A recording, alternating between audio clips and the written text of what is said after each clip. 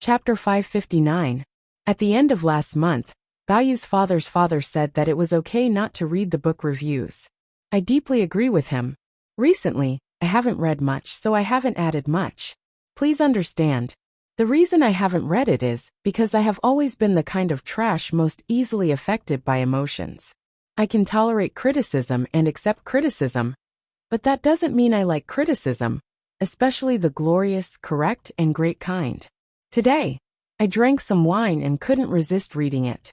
Many negative emotions rose to the corners of my lips like a treacherous official's smile. I was unable to be happy. Writing a novel is making up a story. Once I explain it, it will become too boring. I can't say it. You will understand later. Regardless of whether I like it or not, I have to write it like this. In this world, there is no work that everyone likes to see. After all, I am not the director of the Spring Festival Gala, and I do not plan on participating in the 5 ones. I understand that everyone likes this story, which is why they are discussing and criticizing it so seriously. However, I also hope that everyone can understand the irritation and unease of a person's body often staying at home, and the mind often exploding. What I need the most right now is not advice or criticism, but the pleasure brought by praise, or a calm space to write. These were some explanatory words shamelessly asking for applause. One of Yan Bingyun's hands was broken, and hung weakly by his waist. He looked at the eldest princess. His gaze appeared dim.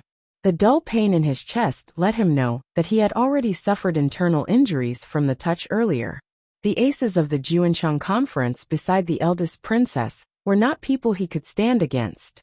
At this moment, the 13 city gate guards had already been heavily surrounded by soldiers. The long spears were pointed at Xiaoyan. 2 of the Juancheng conference aces beside the eldest princess separated and quickly closed in on Yan Bingyun. The sharp blades in their hands gave off a deathly stillness that enveloped his entire body. If only the emperor had listened to Ji back then and cleaned out the Juancheng conference. Before his death, Yan Bingyun couldn't help but think of this. He knew he was no match for these Jianghu aces, so he didn't extravagantly beg the Temple of Heaven to give him a chance to escape. He only pulled out something from his clothes with a heavy expression.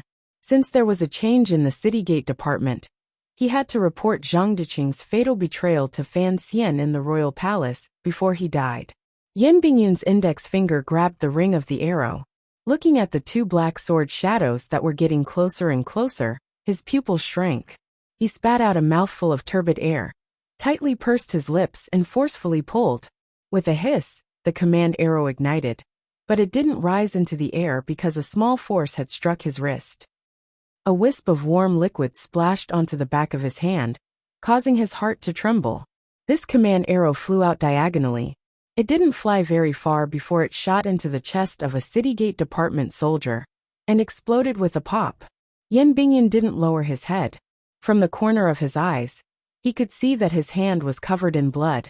When his index finger reached into the ring, fear appeared in the eyes of the Juancheng conference ace closest to him.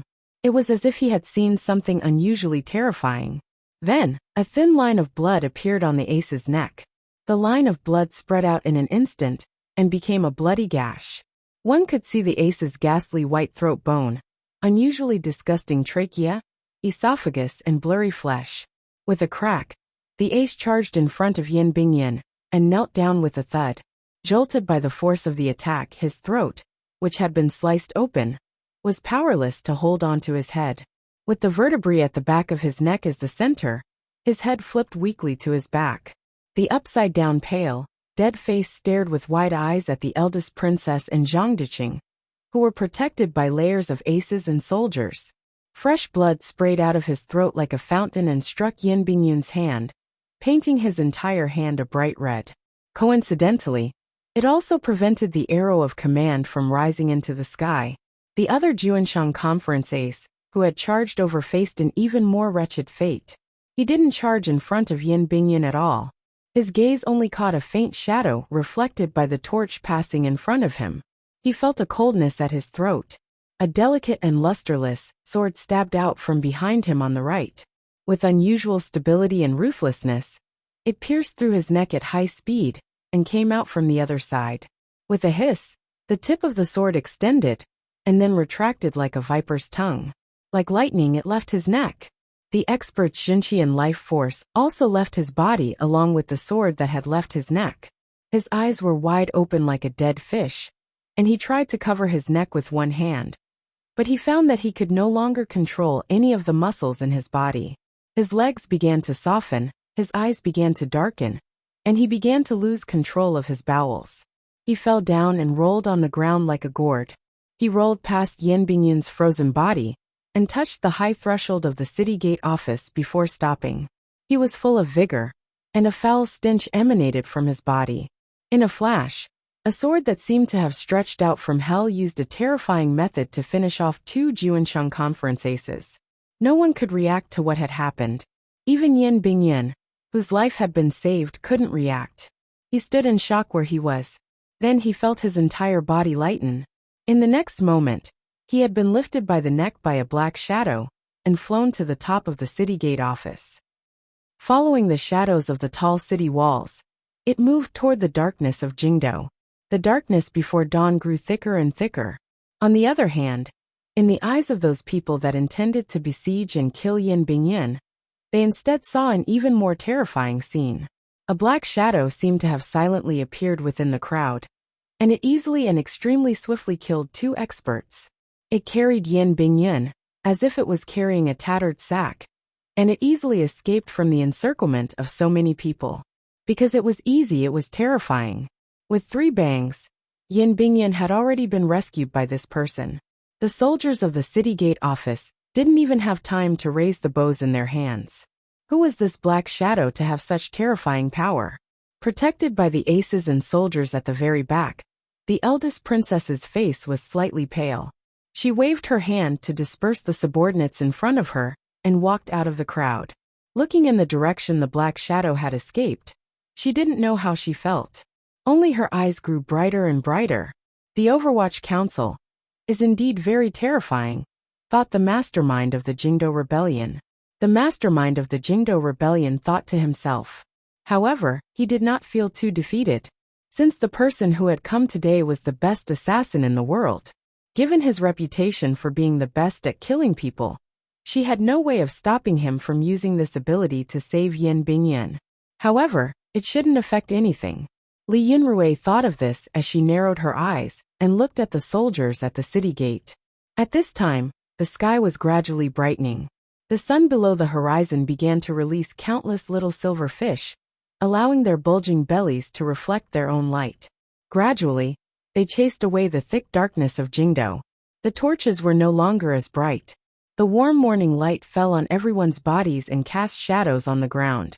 Of course, the Overwatch Council was terrifying. The 8 bureaus had hidden dragons and crouching tigers. Who knew how many heroes were willing to cover their faces, give up their former glory, and throw themselves into the great work of the Qing Kingdom's secret agents? When this power was twisted together, the power that could be unleashed was something that even the Qing Kingdom's most powerful emperor was secretly wary of. In name, the Overwatch Council was a secret agency directly managed by the Qing Emperor. However, everyone knew that the reason the Overwatch Council was able to attract the service of so many aces and survive so powerfully in the Qing Kingdom for over 30 years was all because of the old cripple in the wheelchair. Presently, there were only 1,000 Overwatch Council officials in Jingdou, yet they were already so terrifying. They had broken into the royal palace, suppressed the Ministry of Justice, forcefully opened the Celestial Prison, and subdued the Jingdou government. In one night, they had flipped the entire Jingdou upside down. Fan Xian's plan was good, and Yan Bingyun's execution was good. To be able to achieve such an effect, it still relied on the Overwatch Council officials' powerful organizational abilities and iron-blooded obedience. These unique qualities of the Overwatch Council were all forged, bit by bit, into the soul of the Overwatch Council by Chen Pingping, the old cripple, and the first generation of the heads of the 8 bureaus over decades. Thus, the most powerful person in the Overwatch Council was not the Black Knights, Fan Xian, or the best assassin in the world. Rather, it was Chen Pingping and what he represented. Strangely, the crown prince and eldest princess, had planned the assassination of the emperor at Dong Mountain. The eldest princess also knew the power of the Overwatch Council. But it seemed that she had put too little attention on the Overwatch Council. At least, in the eyes of the uneasy crown prince. If he was going to ascend to the throne, if he didn't first control Chen Pingping, who would sit on that throne? Fortunately, Chen Pingping had been poisoned and was isolated outside of Jingdou. The crown prince had thought that this was all his aunt's doing. No one knew that this matter had nothing to do with Li Yunrui. From the beginning, Li Yunrui had never thought about dealing with the Chen garden outside Jingdou and the old man in the wheelchair. It wasn't because she didn't value Chen Pingping, or because she thought Chen Pingping was an old strange creature that could never be destroyed. It was because she had a secret. The secret was only one person's secret. The rest of the people in the plan did not know. After the news of Chen Pingping being poisoned by the Dongyi master reached Jingdou, everyone's heart jumped. They thought the old cripple was pretending to be something. When the news of the assassination of the emperor at Dong Mountain came, the Empress Dowager ordered Chen Pingping to immediately enter the palace, but Chen Pingping remained in Chen Garden. Everyone began to guess something. Had Chen Pingping truly been poisoned? Therefore, there was an old man who had known Chen Pingping for decades, who was tempted and had a thought. This old man had always had a secret fear of Chen Pingping. If he didn't kill him, he would not feel at ease. Furthermore, the present situation was not good. As the saying goes, take his life when he is ill. If he didn't take advantage of this time to take Chen Pingping's life, the old man would feel sorry for himself. After the old Qin master, who grew cabbages, left Jingdou to take control of the army, and his son took back the power of the Jingdou garrison, the first order he gave was to slaughter Chen Garden. Chen Garden had become a wasteland. In Fan Xian's eyes, Chen Garden, which was even more luxurious than the Jiangnan Ming family's garden, had become countless black and gray ruins. Those beautiful and elegant gardens had already been burnt to black soil.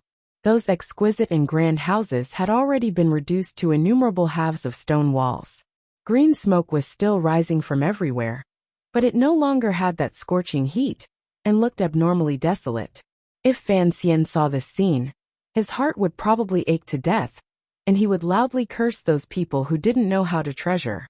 From ancient times until now, the military had been in existence that had least need for artistic beauty. Thus, when a branch of the Qin family's army charged into Chen Garden with lightning speed, it was only natural that they set a fire. The reason for this fire was not similar to the fire of the Eight-Nation Coalition Army. The bandits of the Eight-Nation Coalition Army thought there were too many things and couldn't move them away, so they simply burned it and didn't leave it for the people. The reason the Qin family's army set a fire was because they hadn't stolen anything or captured anyone. The traps outside Chen Garden that had once terrified Fan Xian still existed. The Qin family's army had only broken into Chen Garden after over 300 people had died.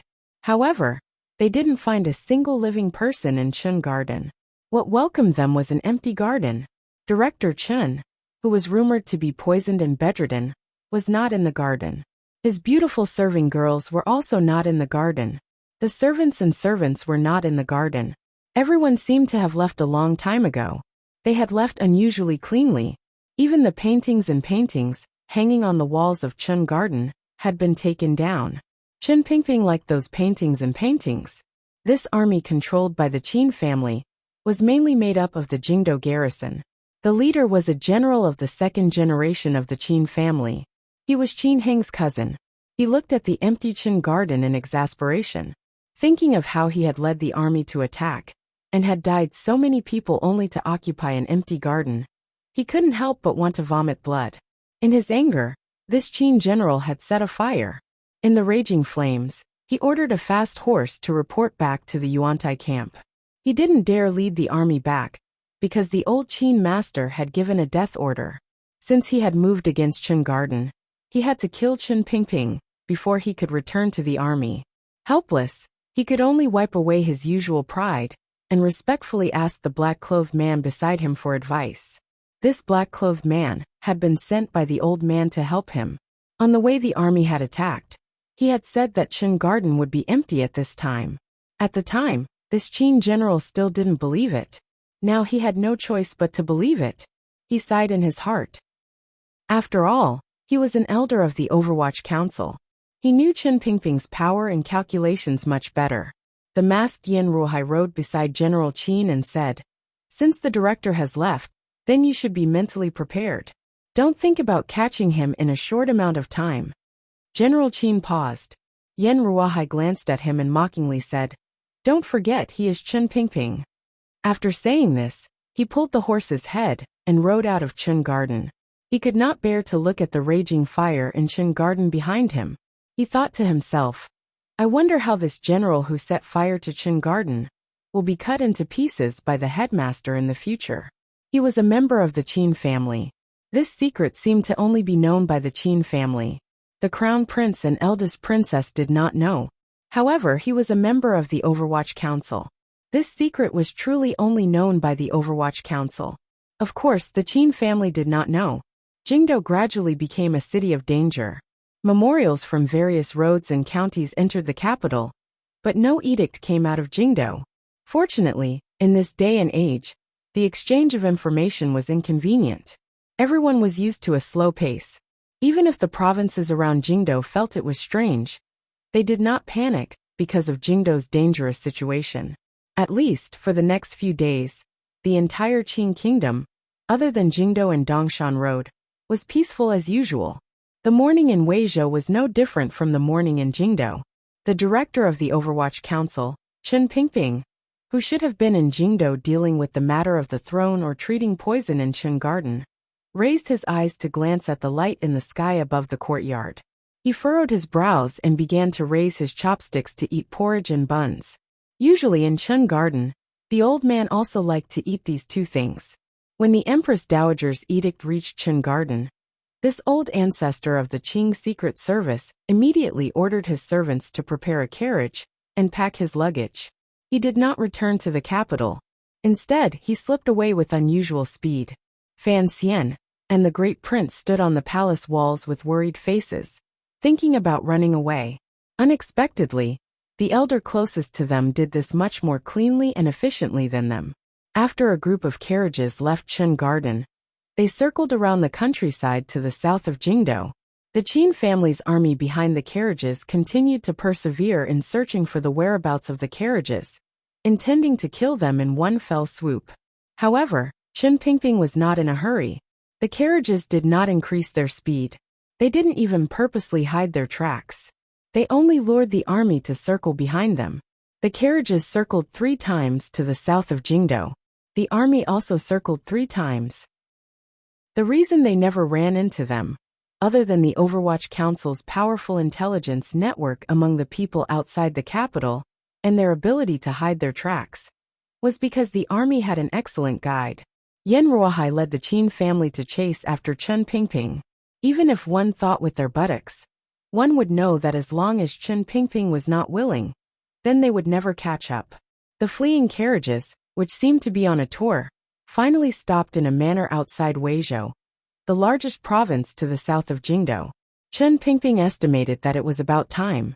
Qin Pingping was eating porridge. His teeth were fine, and he was not leaning against the wall. However, the Overwatch Council elders sitting beside him looked at the director's gaze and felt that he was somewhat shameless. Jingdo is in such a mess, and your 2 nephews are risking their lives. How could you have the heart to run away by yourself? There were 3 people sitting around Qin Pingping's breakfast table. One was an old servant who had served him for decades in Qin Garden. The other was the previous head of the 7th Bureau, the Baldi, whom Fan Xian had once seen in the Overwatch Council's celestial prison. The other was one of the wings of the Overwatch Council, who was as famous as Wang Qinian Zhongzhui. From the back of the manor came the faint sounds of young concubines washing up and joking after waking up. These women did not know that they were fleeing. The expressions of the 3 Overwatch Council elders were not very good. Zhongzhui pressed his lips together and moistened his nervous and parched lips. The pursuers are close. Director, we should make some plans. They are about to move their troops back. This matter is not urgent. Qin Pingping put down his chopsticks and wiped his mouth neatly. Go out and make arrangements. Yes. Zhong Zhui and the bald head of the 7th Bureau accepted their orders and left. Only Chen Pingping and the old servant were left in the courtyard. Suddenly, Chen Pingping began to cough uncomfortably. The old man's face became blood red, and then quickly became a deathly white. A trickle of blood seeped from the corner of his lips. The old servant cried and said, "Master, we have to call Sir Fei back. Otherwise, what will we do with the poison?" Chen Pingping had actually been poisoned. He sat in the wheelchair and smiled self-mockingly. The poison won't kill him. It's just a bit uncomfortable. Master, the capital is dangerous. Are you really not worried about Sir Fan Jr.? The old servant glanced at Chen Pingping and asked carefully. The wrinkles on Chen Pingping's old face suddenly increased. A moment later he sighed and said, "How can I not be worried? However, even if the matter fails, presumably he will still be alive. As long as he is alive, everything is fine." The old servant thought to himself that this matter involved the fight for the throne. If Sir Fan Jr. was truly defeated, how could he survive? Furthermore, if the crown prince truly inherited the throne, his group of carriages would probably not be able to find a place to stay in this vast Qin kingdom. The old servant suddenly thought of something and was overjoyed. Yes, there is still Minister Fan and King Jing who have not acted. These days, Chen Pingping had often discussed the situation in Jingdo with his old subordinates. The old servant had been listening to them from the side. He had a very clear understanding of the comparison of power in Jingdo. If the 13 city gate guards truly failed, and the Yi and Qin families' armies entered the capital, how could the Overwatch Council stop them? Unless Fan Jian and King Jing had the power to flip the heavens in their hands, Director Chen would not be able to sit peacefully in his wheelchair and not worry for Fan Xian. King Jing and Old Qin are the same. They only vent their anger at the ground, Chen Pingping said with slight mockery. In Fan Jian's life, he wins by enduring silently, but he also loses by enduring silently. Where does he have enough power to change the situation? He is afraid that the palace will suspect him. All these years Minister Fan has endured silently. Now he has also endured silently. After saying this, Chen Pingping fell silent. He knew where Fan Jian's greatest strength was, but the problem was that His Majesty had taken all those people with him when he went to worship the heavens. He still didn't know if any of them would survive. A few white pigeons flew into the courtyard following the direction of the morning light. The old servant went forward to catch one and brought it in front of Chen Pingping. Chen Pingping untied the thin tube on the pigeon's leg and looked at the words on it. His brows gradually furrowed. A moment later, he summoned an Overwatch Council subordinate and ordered in a heavy voice, "Follow the order from a few days ago. Everyone move. Continue to seal off any news from Dongshan Road. The court's group heading to receive the spirit is almost here." Yes. After a long time, Chen Pingping finally woke up from his dazed state. It was not until now that this most powerful schemer in the Qin kingdom finally felt a glimmer of powerlessness. Perhaps it was the power of the poison, or perhaps it was the power of old age, but it made him feel a glimmer of fatigue and faint disappointment. Fan Xian won't die so easily. Chen Pingping didn't know if he was comforting the old servant or himself. Calmly he said, "At least I've helped this kid attract 6,000 soldiers. The pressure on him will lessen a great deal. You have to know that it is not an easy matter to make someone die." Chen Pingping pushed the wheelchair toward the back of the courtyard. The old servant quickly pushed it. As they passed by a flower bed, Chen Pingping's expression did not change as he looked at a small white flower shivering in the early autumn. He stopped and looked at it for a long time. Then he slowly bent down and plucked a flower. Carefully he placed it on his ear. The old servant smiled and pushed him into a side room in the back of the courtyard. When he entered the side room, Chen Pingping suddenly said to him, "If Fan Xian knew he was a father, he would certainly learn to value his life even more." The light in the side room was not very bright, but he could clearly see a woman around 20 years old looking at the baby in her arms with a face full of tenderness. This woman, whose face glowed with motherly love, was Cece, who had disappeared in the Fan Manor on the outskirts of Jingdo. The baby in her arms. Chen Pingping pushed the wheelchair forward and took the newborn baby from her hands with a face full of tenderness. Looking at the blush on the baby's face and tightly closed eyes, he flicked his tongue and cooed a few times. Teasingly he said, "Little girl is very good. When your father sees you, he will definitely like you very much." Cece smiled sweetly as she watched this scene. Suddenly, she saw the little white flower on the corner of Chen Pingping's forehead and asked curiously, "Director, why is there a flower?" "Last time when I held this child she cried. It looks like I'm too ugly. Today there's another flower. Look, she's indeed not crying." The wrinkles on Chen Pingping's face turned into a chrysanthemum. That kind of tenderness could not be faked. He probably really liked the little girl in his arms, as if she was his own granddaughter. Having just given birth, Cece's strength was not very good. Gazing at Chen Pingping, she suddenly said with sadness, "However, I don't know when the young master will come back." When Chen Pingping took her away, Cece was also shocked. When she gave birth, Wan-er and the people she was familiar with in the Fan Manor were not by her side. There was only the midwife that Chen Pingping had arranged. This girl's state of mind had been greatly tormented. However, she knew Director Chen did not have any ill intentions. She just didn't understand why she had to give birth outside the manor. She couldn't help but think of the secrets of some large family. Her mood had always been low. "In a few days Fan Xian will be back." Chen Pingping smiled and comforted her. "The most important thing for a pregnant woman is to be happy. That's why he asked me to take you out for a walk." This reason was clearly a bit far-fetched, but Cece's mind was clearly not very good after giving birth. She actually believed it. "You rest first."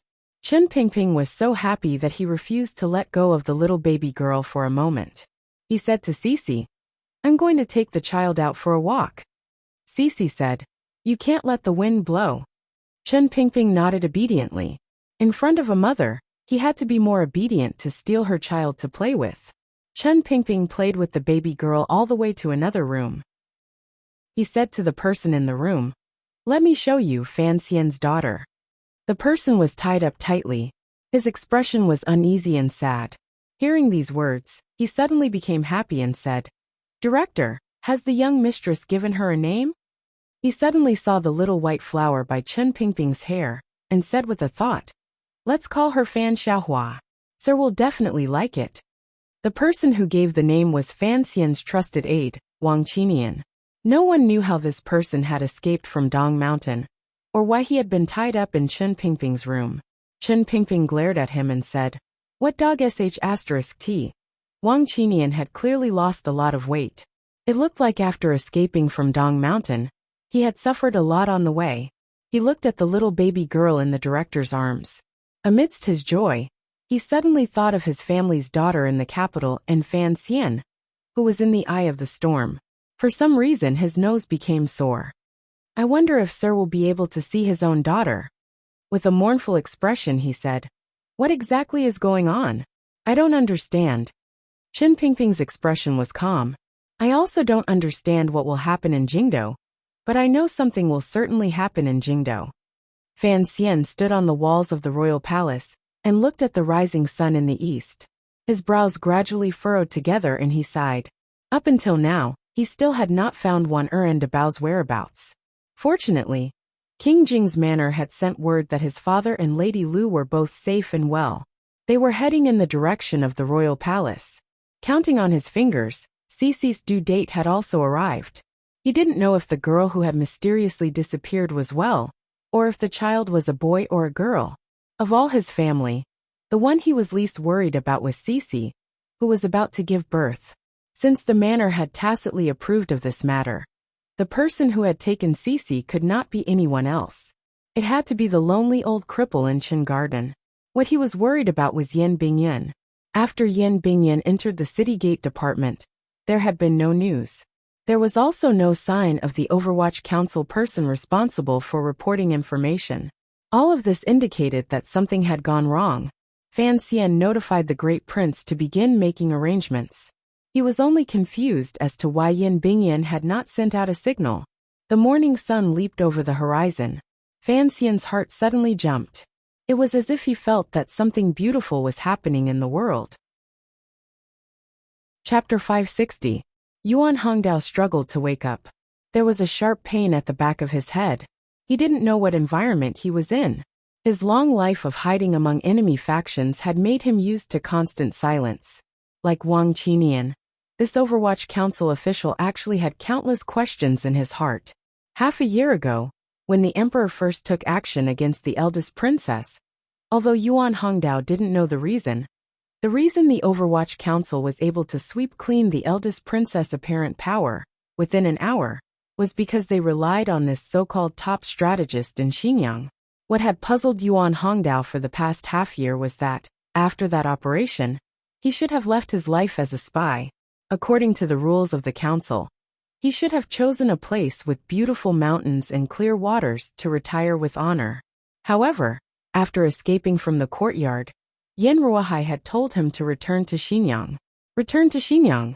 The eldest princess Xinjiang strategist had luckily escaped the Overwatch Council's pursuit. Logically speaking, he should be returning to Xinjiang. However, Yuan Hongdao sensed something else from the Overwatch Council's order.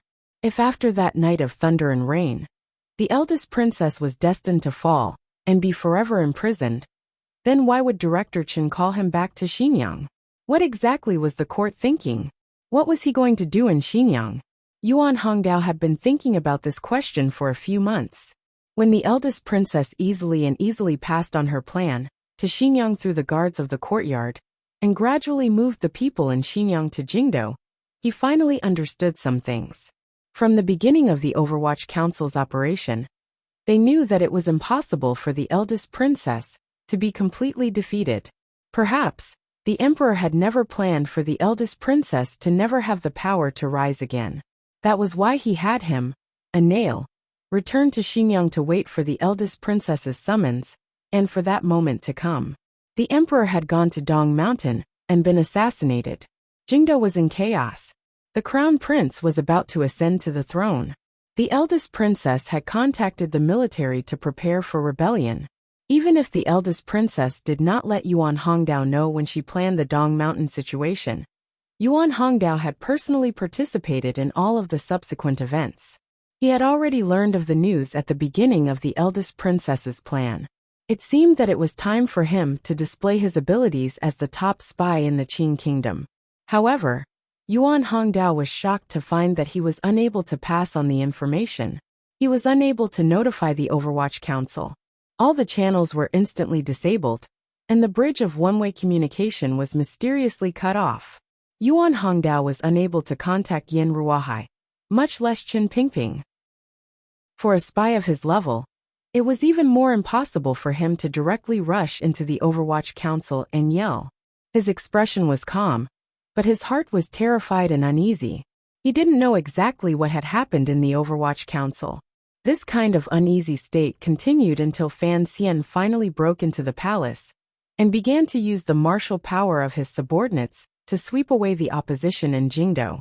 Yuan Hongdao had secretly cooperated with the Overwatch Council's actions and allowed the eldest princess' temporary royal courtyard to be taken.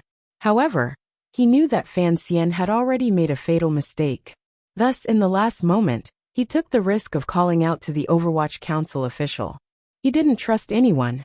In comparison, since he couldn't contact Chen Pingping and Yan Ruohai in the entire court, the only person he trusted the most was Chen Pingping's successor, Sir Fan Jr. Unfortunately, he didn't know what kind of a hothead Mu Fenger was, so he was miserably knocked down with one punch.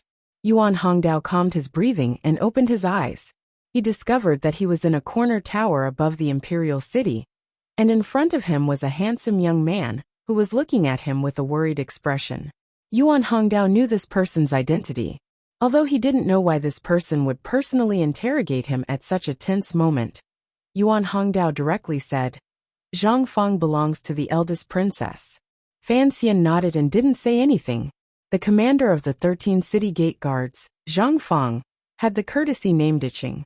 Everyone thought he was a righteous and loyal figure. Yet he belonged to the eldest princess. This reality was enough to shock everyone. However, it was no longer able to add too much worry to his already helpless emotions. Yan Bingyan had not returned. The official responsible for keeping watch in the council had also not returned. There had to be something wrong with the city gate guards. Unfortunately, Yuan Hongdao had woken up too late. Fan Xian sighed in his heart. It was almost dawn. The Jingdo city gate guards had fallen. The Yi and Qin families' armies had entered the city at some point. At such a critical moment, he shouldn't have thought of Yuan Hongdao. However, looking at the officials resting in Taiji Palace, he, filled with helplessness, suddenly remembered the words his father-in-law had once said to him in Wuzhou. Other than Chen Pingping and Fan Jian, there were 3 people Lin Ruofu feared in court. Other than Chen Pingping and Fan Jian, it was the old Qin master, who led the army. This powerful figure had told Fan Xian seriously that he would not give his trump card in court to Fan Xian in case the tree stood out in the forest and was blown down by the wild winds. Unless, when the new emperor ascended the throne. Presently, the Qing emperor had already died. Fan Xian was in Jingdo helping the 3rd prince steal the throne. Thus, the Lin civil officials in Jingdo tore off their disguises and stood behind Fan Xian, following the scholars Hu and Shu to stop the crown prince from ascending the throne. Fan Xian thought to himself that his father-in-law had been clever his whole life. His timing was very accurate. However, he didn't know if he would succeed this time. However, Prime Minister Lin's last words were remembered clearly by Fan Xian. If the capital truly becomes chaotic in the future, perhaps Yuan Hongdao can help you. A year ago, Lin Ruofu had calculated the Dong Mountain incident. Fan Xian admired his father-in-law's foresight to the point of prostrating himself on the ground. So he did not forget this move he had given him. When he sank into a dangerous situation he could not extricate himself from, he immediately thought of the top strategist in Xinyang, under the eldest princess command. Indeed, Sir Yuan was a spy the Overwatch Council had planted in Xinyang. This reality shocked Fan Xian, and immediately made him vexed. If he had known of the problem with the city gate guards earlier, he and the great prince would not have been so passive. In the end it was still too late. In the end this was still a matter of fate. He didn't know how much longer his good luck could last. Yuan Hongdao stared into Fan Xian's eyes and said, "Why have I been unable to contact the council?" Although these words were calm, there was no lack of anger in them. There was none of Sir Yuan's usual ease. He had precious intelligence on the eldest princess side in his hands, but he was unable to provide it to the Overwatch Council in court. His loyalty to the Qing kingdom and the emperor made Sir Yuan feel that something was very strange. Thus he became angry. Fan Xian was silent and didn't know what to say. If possible, he wanted to personally ask Chen Pingping. The morning wind blew into the tall corner tower of the royal palace, causing the smell of blood from last night to gradually fade. The smell of burning in the private residences in Jingdo also disappeared. However, the pitiful commoners still did not dare to leave their homes. With great fear, they closed their doors and hid in their beds, praying that the killing game of these major figures would quickly end. Above the royal palace, the bugle horns rang out repeatedly. The sound was powerful and powerful.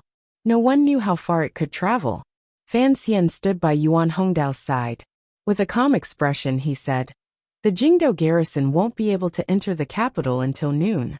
The Qin and Yi families still need another 3 days. If we move quickly, we can still take back the 9 city gates." A glimmer of shock flashed through Yuan Hongdao's eyes. Immediately after, a flame of anger burned in them. In a great rage he said, "Is there no one in the garrison in the council?" Fan Xian's heart jumped, and he abruptly turned to look at him. Yuan Hongdao gazed at him and said each word clearly. "The Qin family's army has advanced through the night. I'm afraid they are not far from Jingdo." Fan Xian pressed his lips tightly together. His face became pale. He had not panicked even after learning of the news of the City Gate Department's betrayal, because he believed he had a clear grasp of the old Qin family's movements. As long as the army had not arrived, he still had time to retake control of the 9 city gates, with the more powerful imperial army and Overwatch Council's destructive power. The Qin family's army was about to arrive? Yan Bingyun's father was in the Qin family. How could he not have sent back news of the army's departure? Fan Xian walked to the great prince's side and said, "Withdraw the soldiers and return to the palace. The Qin family's army is about to arrive." The great prince's brows were furrowed tightly. The imperial army had just left the royal palace. Now they had to withdraw because of a piece of news that he could not believe. He knew that what he cared about the most right now was the speed of his reaction. He didn't have time to discuss anything with Fan Xian. Taking a deep breath, he had the soldier at his side wave the little yellow flag in his hand. The yellow flag flipped, and the horn sounded again from above the royal palace. The rhythm gradually picked up and tightened. The imperial army, which was charging out of the royal palace like a few dragons, suddenly heard the sound of the horn returning to camp. Without prior agreement, they all pulled back and began to head back in the direction of the royal palace. In the distance, the group that had already entered deep into the residential streets and alleys also began to move. Fan Xian made a hand gesture to the subordinate beside him. The subordinate nodded and took out an arrow of command from his sleeve. Sending it out, it drew out a wretched cry in the air in front of the royal palace. Immediately after, the sound of an arrow of command rang out from the Bureau of Military Affairs, the headquarters of the Overwatch Council, the offices of the various departments, and the important streets as a response. When the signal arrow fell, the nearly 2,000 secret agents of the Overwatch Council in Jingdo heard the order and moved, disappearing into the streets and alleys.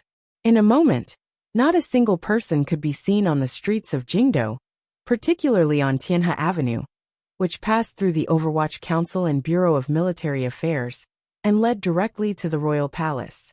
It was so deserted that it made one's heart palpitate. There were only a few green leaves that had been blown down by the autumn wind and rolled on the empty street. It doesn't matter how the crown prince found out about the raid and escaped. Fan Xian stood beside the great prince and said, "It is clear that the eldest princess left the palace prepared. She had long guessed what we would do." The great prince's brows were furrowed tightly as he looked down at all the activity in Jingdo. He analyzed in his heart which direction the army would enter the capital from, and what he should do next. In order to break into the palace, all of our forces killed their way in, but she commanded the armies of the Yi and Qin families, and slowly came in through the city gate guards that we couldn't control. Fan Xian calmly said, "She gave the royal palace to us and then surrounded it to play. Does this count as inviting the enemy into a trap?" I had wanted to have a flower in my stomach and fire on all sides. Unexpectedly, this fire did not burn her. On the contrary, she used a layer of gauze to bind this flower of mine. Fan Xian's palm gently patted the sturdy bricks of the royal palace. Faintly he said, "In the end we still underestimated this ant." The eldest princess knew where Fan Xian and the Overwatch Council's advantage was. Thus, she was willing to retreat and let Fan Xian break into the palace and appear to control everything.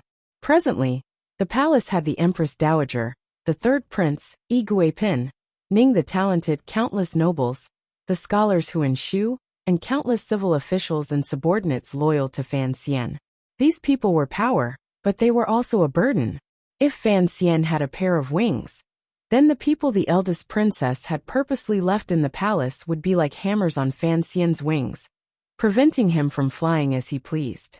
Even if the army surrounded the city, they probably wouldn't be able to surround a terrifying nocturnal ace like Fan Xian. However, he carried the legacy of the Qing kingdom and the lives of countless people in the palace on his shoulders. How could Fan Xian escape? Could he bear to escape? The great prince had been silent the entire time. Occasionally, he would give orders and begin to prepare to defend the royal palace and prepare all the equipment. He did not have the leisure to chat with Fan Xian at such a time. He knew what kind of terrifying danger he was about to face. Fan Xian looked woodenly at everything in Jingdo. It was as if he could see Li Yunrui's extremely beautiful face looking at him with a delicate and timid gaze. Quietly she said, "My good son-in-law, I have prepared many things for you." He spat toward the palace in the royal palace, as if he wanted to spit on her face. However, he had to admit that his mother-in-law was indeed much stronger than him in these areas.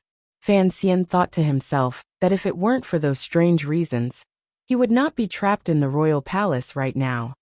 "How long can we defend?" he asked the great prince. The great prince's expression was solemn. In a low voice he said, "The royal palace's walls are high. If the Yi and Qin families attack in the middle of the night, and don't bring large siege weapons, I can defend until the last moment. As the commander of the Western Expedition Army, the Great Prince had experienced countless bloody battles in his life. Thus, when faced with the army approaching the capital, he did not panic at all. However, the last moment in this sentence had already explained everything. Since Li Yunrui already had a plan, the Yi and Qin families should have made preparations, Fan Xian said with his head lowered. I only hope that you can hold out for a few more days. Leading the army into battle can only depend on you. Hold out until the messengers notify the various garrisons and the governors of the 6 roads to send reinforcements? The Great Prince swept a glance at him and said rudely, Give up on that thought. It is impossible for those messengers to still be alive. Fan Xian sighed in his heart and thought, I am not waiting for those people. Last night, I had a stomachache and tossed and turned in bed. When I woke up today, my mind was completely muddled. Chapter 561. A wave of hurried footsteps rang out on the palace walls. A few armored imperial soldiers rushed in front of the two of them, knelt down on one knee, and said a few words. Fan Xian stood behind the Great Prince and listened calmly. He did not feel any shock in his heart. After a night of searching, they had captured the Empress, but not the Crown Prince. The soldiers sent to the Yi and Qin families had also come up empty. Just like how the eldest princess had sent people to surround the Fan Manor, they had also come up empty. Even though these older figures no longer had the ruthlessness of the past, they could still see the direction of the storm clearly. Since the Yi and Qin families had hardened their hearts to lead the eldest princess in rebellion, how could they let Fan Xian and the others capture any useful hostages? As for the other personal officials, they split up to report to the Great Prince on the current defensive situation in Jingdo. The Great Prince furrowed his brows slightly as he listened. He waved his hand for them to leave. Turning to Fan Xian, he said, The situation at hand is that if we retreat into the palace according to the plan, it is the same as giving them all the territory outside the royal palace. If the rebel army sets up their formation and surrounds the palace, we will no longer have the power to overturn the situation. Fan Xian looked at him.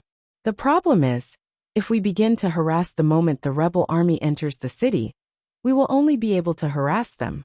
It won't be of much use at all, the Great Prince said. I have too few soldiers in my hands. At this time, the sun had already risen. The red rays of light shone on the vermilion-red walls of the palace, and then reflected out, causing the entire palace and the large square in front of it to be enveloped in a warm color. Even the clear and quiet moat at the back of the palace was soaked in a heart-palpitating red, like fresh blood. If we want to delay, we must attack the moment they enter Jingdo. The Great Prince looked at the morning sun and narrowed his eyes. The Great Prince looked at the rising sun and narrowed his eyes. The problem at hand is that the Overwatch Council's secret agents are blocked off by the 4 walls and have no way of sending in intelligence reports. We must guess which city gate the army will enter the capital from. There is some distance from the city gate to the royal palace. It is enough for us to kill some of their spirit, Fan Xian said with his head lowered. If I really have to guess which city gate the army will enter the capital from, I bet Jingyang Gate. I have the same thoughts. The Great Prince nodded. The rebel army was heading straight for Jingdo from Yuantai camp. The closest city gate was Zhengyang Gate. Furthermore, the offices of the 13 city gate guards were also located there. Although Zhang Deqing had rebelled, only that city gate was personally controlled by him.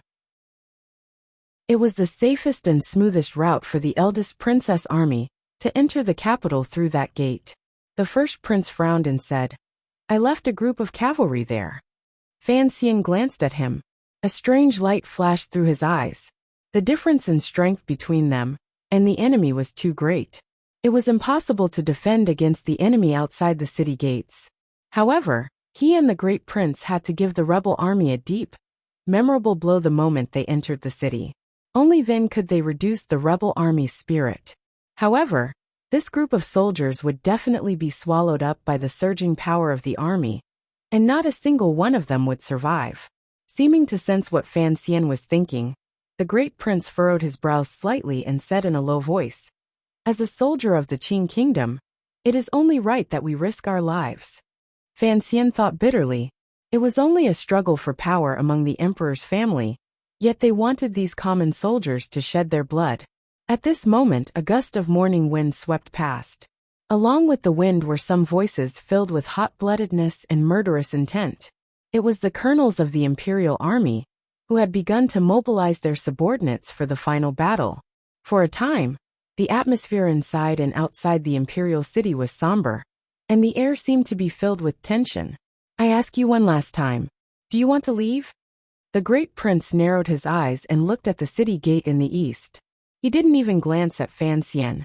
Once the army has surrounded the palace, it will be impossible to break through. He and Fan Xian had discussed this a number of times.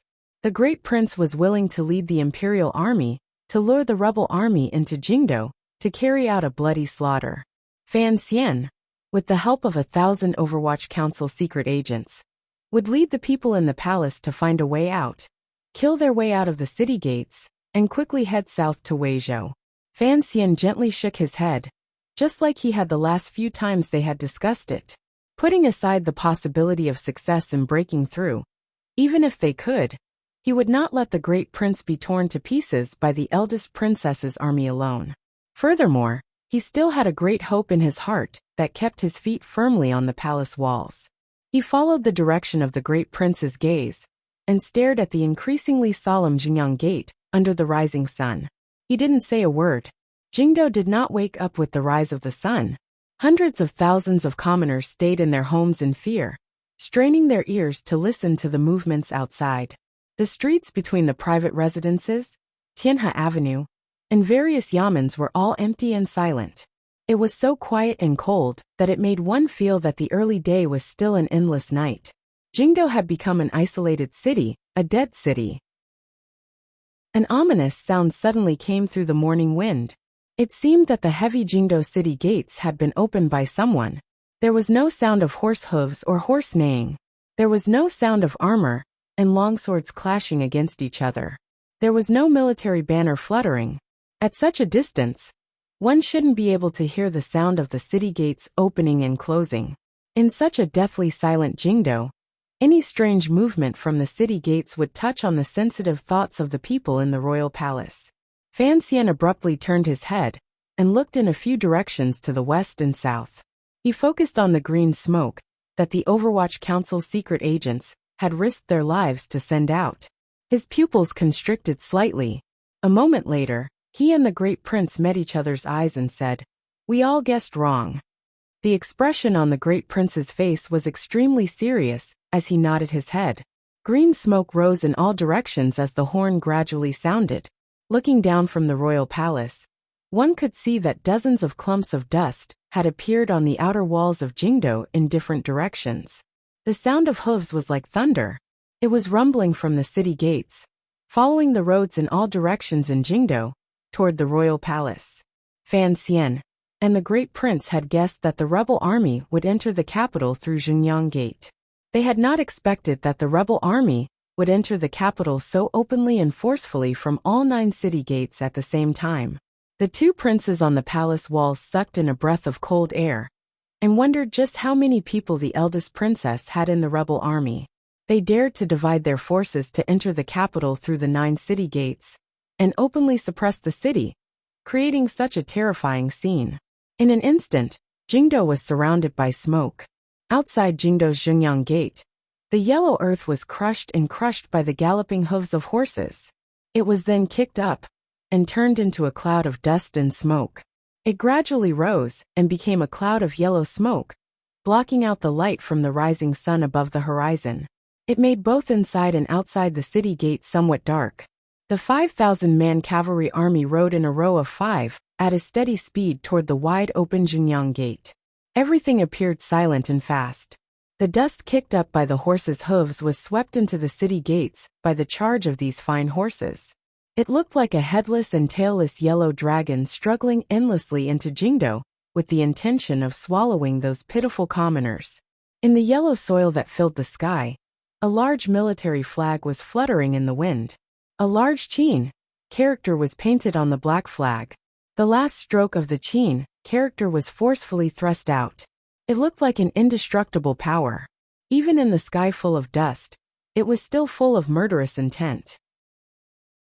The former deputy of the Bureau of Military Affairs, the present commander of the Jingdo garrison, and the leading figure of the second generation of the Qin family, Qin Hung was under this flag.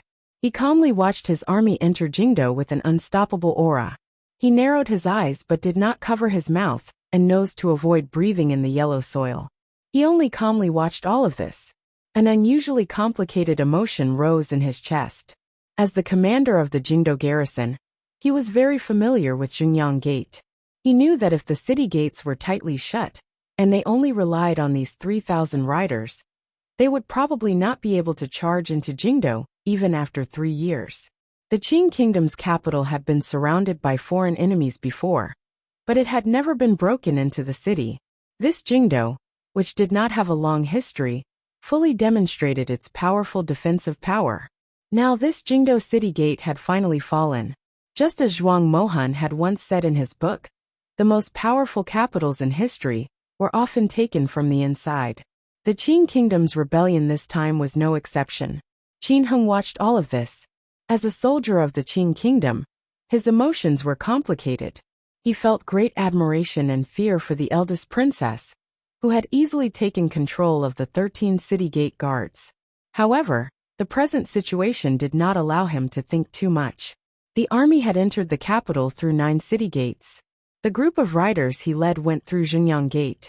He had to reach the royal palace before everyone else. This time, the army had gathered the armies of the Qin and Yi families, as well as the Jingdo garrison. There were 30,000 people in total, while the royal palace's defensive power added up to less than 6,000 people. The army entering the capital had to be open and above board. They had to suppress the people in the royal palace until their hearts trembled, and they surrendered. For Qin Hung, fighting this battle with 6 against 1 was not a difficult matter. He had never thought that the people he was familiar with in the royal palace would be able to oppose such a powerful army. The horses and soldiers rushing past in front of him flashed through his eyes. Then, a person's name flashed through his mind. For Qin Hung, he was not worried about the royal palace. He was worried that Yi Zhong would reach the royal palace before him. Thinking of Yi Zhong's name, Qin Hung let out a murky breath. This permanent member of the Jingdo garrison had received the Empress Dowager's edict, but had not returned to Dingzhou. Although it seemed that the Yi family's refusal to retreat was secretly arranged by the eldest princess, and had great significance for the Jingdo battle, for the Qin family, the existence of the Yi family's military power had a different meaning. Yi Zhong was the second prince's father-in-law, and the Qin family naturally supported the crown prince. Thus, the old Qin master had given a death order. In order to stabilize the crown prince's throne, the Qin family's army had to perform valiantly in this battle and arrive before the Yi family.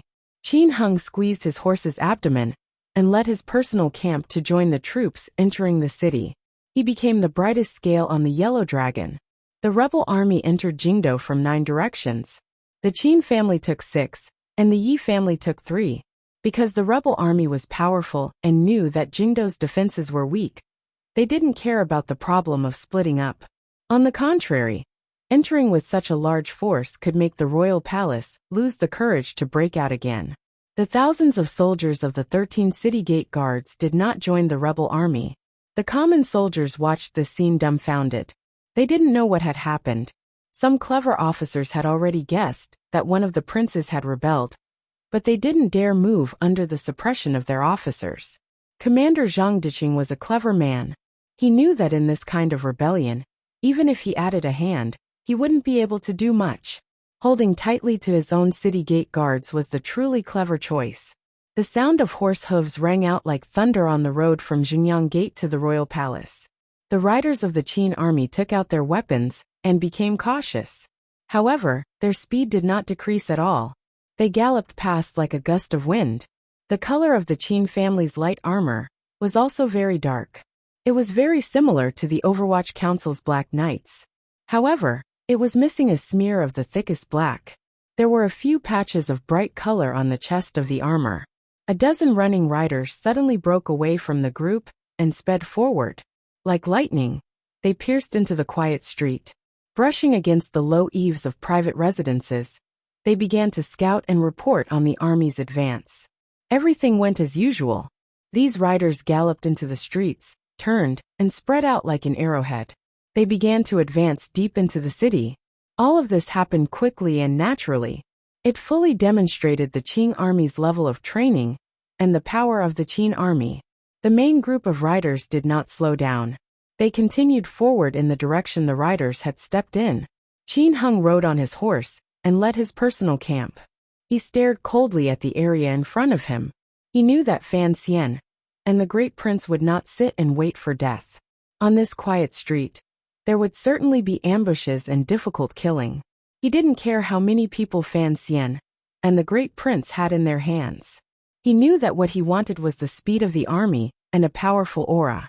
No matter what kind of obstruction they faced, they had to use the army to ruthlessly crush through. The speed of the rebel army's advance was too fast. The riders at the front were unable to serve as scouts. They were just bravely bait. They were a bit like the martyrs in Fan Xian's world who bravely rolled through minefields. They used their lives to touch the deathly silent Jingdo and see just what kind of danger existed. However, the rebel army had already advanced 5,000 zhang from Jingyang Gate.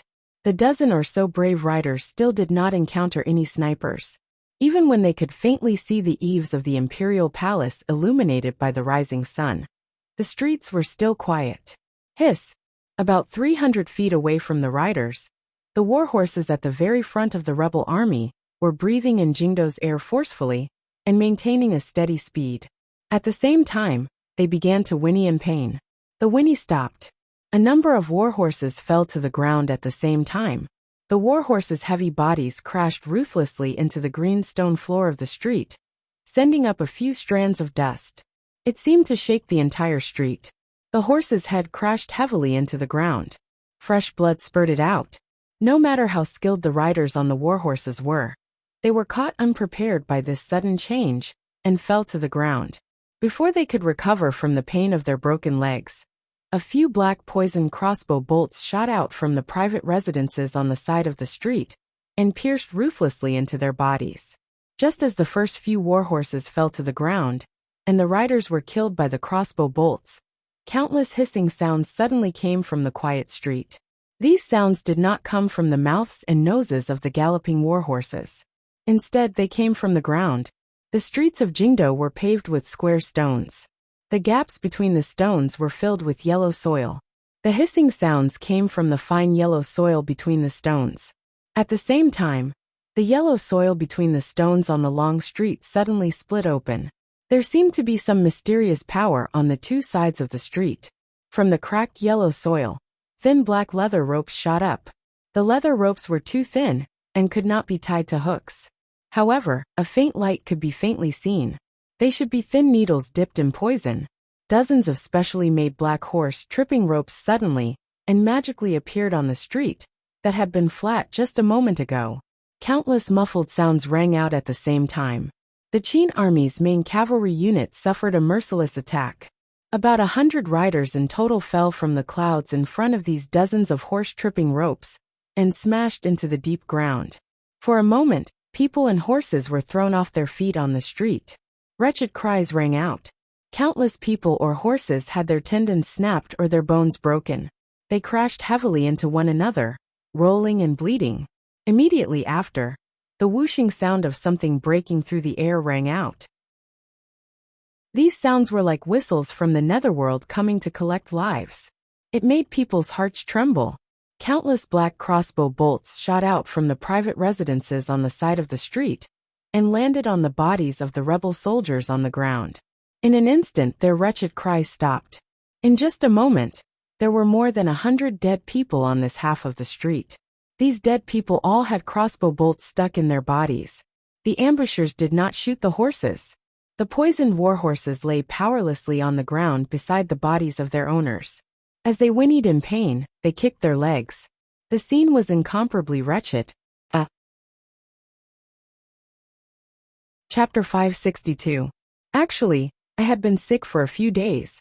After the stomach pain, I caught a cold, and then I had a rhinitis. Today it had finally reached its peak. I had been sitting in front of the computer for a few hours, and I had also gone to the toilet a few times. In total, I had only written a few hundred words. It was not a problem with my body, but with my mind. I had really been in so much pain that I could not write anymore. I did not write much in July, and the quality would definitely drop. This was something that I had helplessly predicted at the beginning of the month. People always had more important things to do in their lives. I felt apologetic, so I did not ask for votes this month. I asked everyone to vote for other colleagues who were more hardworking. But I did not expect that on the last day of the month, Qingyu's monthly votes would actually squeeze into the top 6. Thinking of this, I could not help but feel endless gratitude towards everyone. Everyone is a kind person, even more kind than me. After returning home for the past 10 days, I have been working hard to write, wanting to make up for it. But I did not expect that I would not be able to persist on the last day of the month. It is really a pity, and I am also a little disappointed. Chapter 563. On the first day of August, as usual, I am earnestly and sincerely pulling for monthly votes. Please give the monthly votes in your hands to me. I will write them seriously. I cannot promise they will be good, but I promise I will do my best. Thank you, everyone. After this obstruction, the Qin family rebel army's momentum was forced to a halt. Their formation, bound by the Jingdo streets, couldn't help but panic.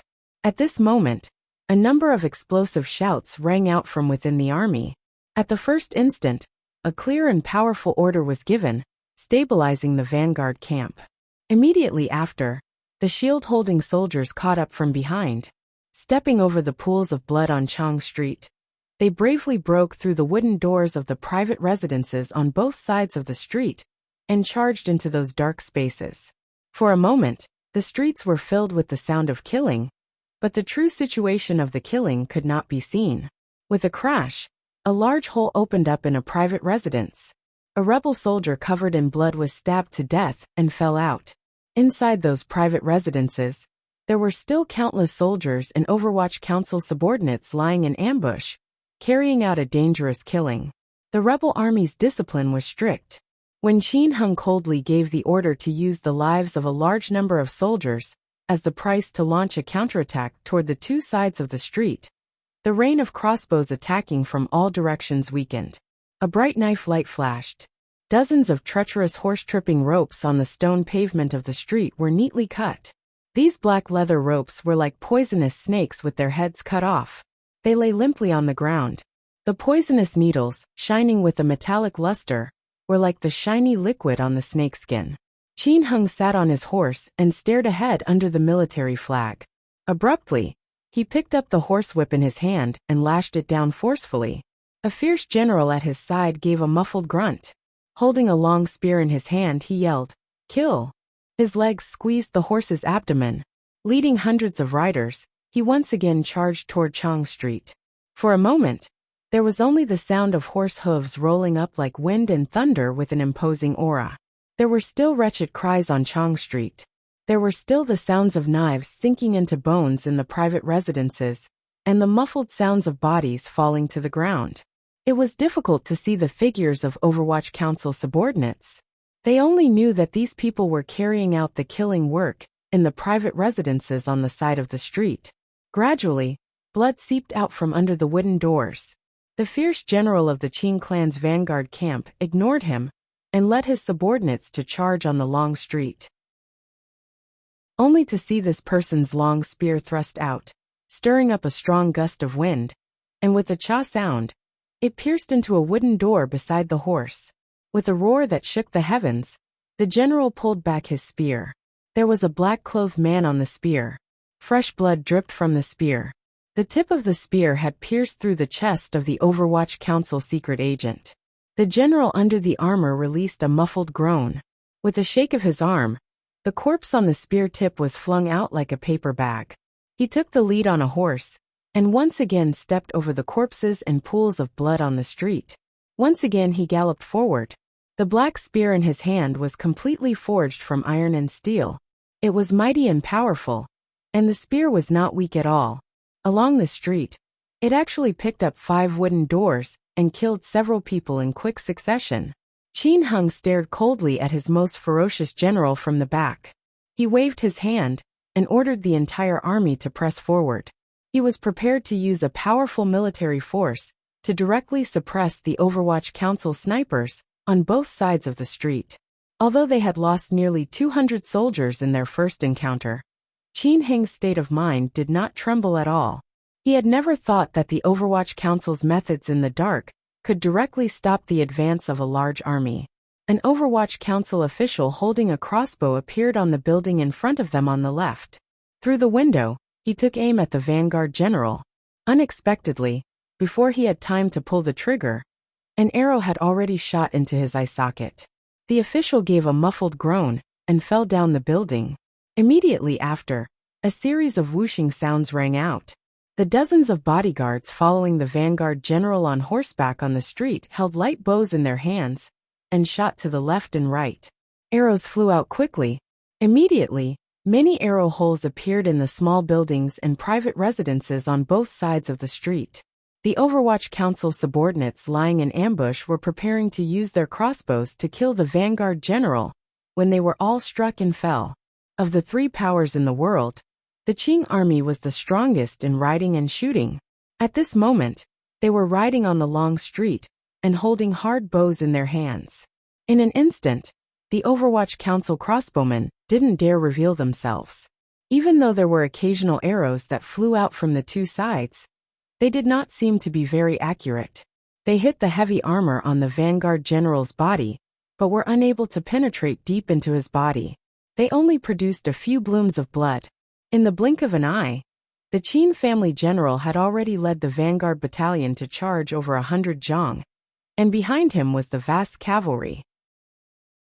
In front of them was an open field, and there was no longer anything that could stop them from charging into the imperial palace. At this moment, a mournful signal arrow rang out on the long street. Pa pa pa pa. The windows of the houses on both sides of the street were all closed.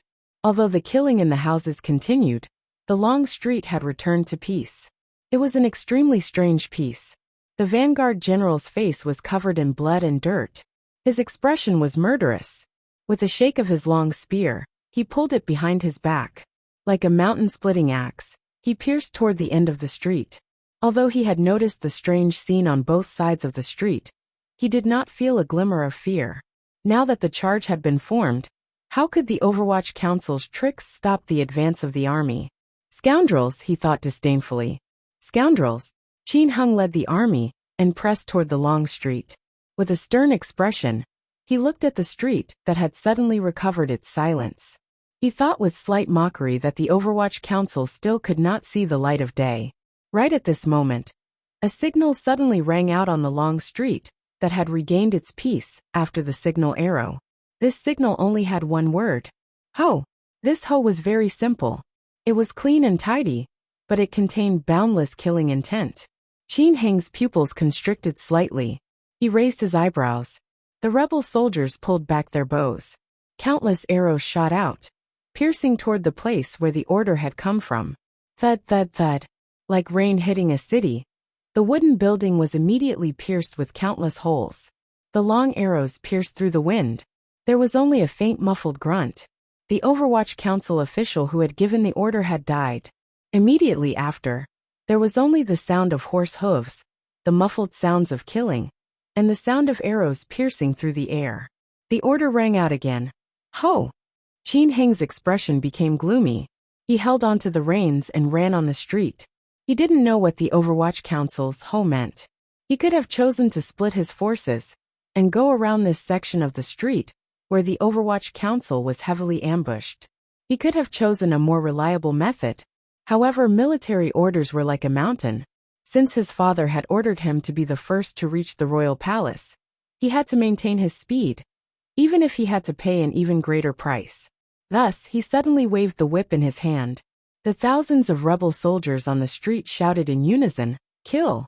Like a flood, the group of lightly armored rebel soldiers charged toward the empty and dangerous street.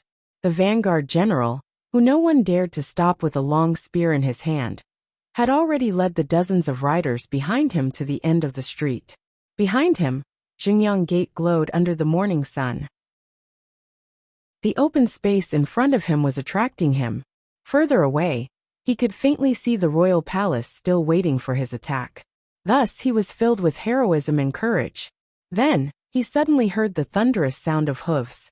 Then, he saw that at the empty end of the long street, over 200 cavalry had suddenly appeared.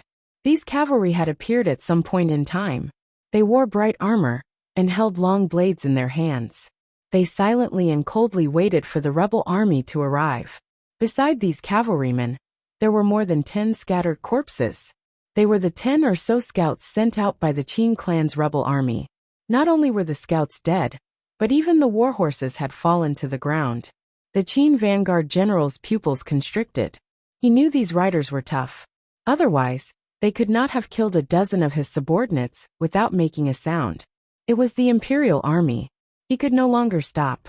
The vanguard general gripped the metal spear in his hand tightly. The roughness and coldness of the spear made him feel boundless confidence. Then he squeezed his horse's belly and led the dozens of riders behind him toward the imperial army. The imperial army general's entire body was covered in armor.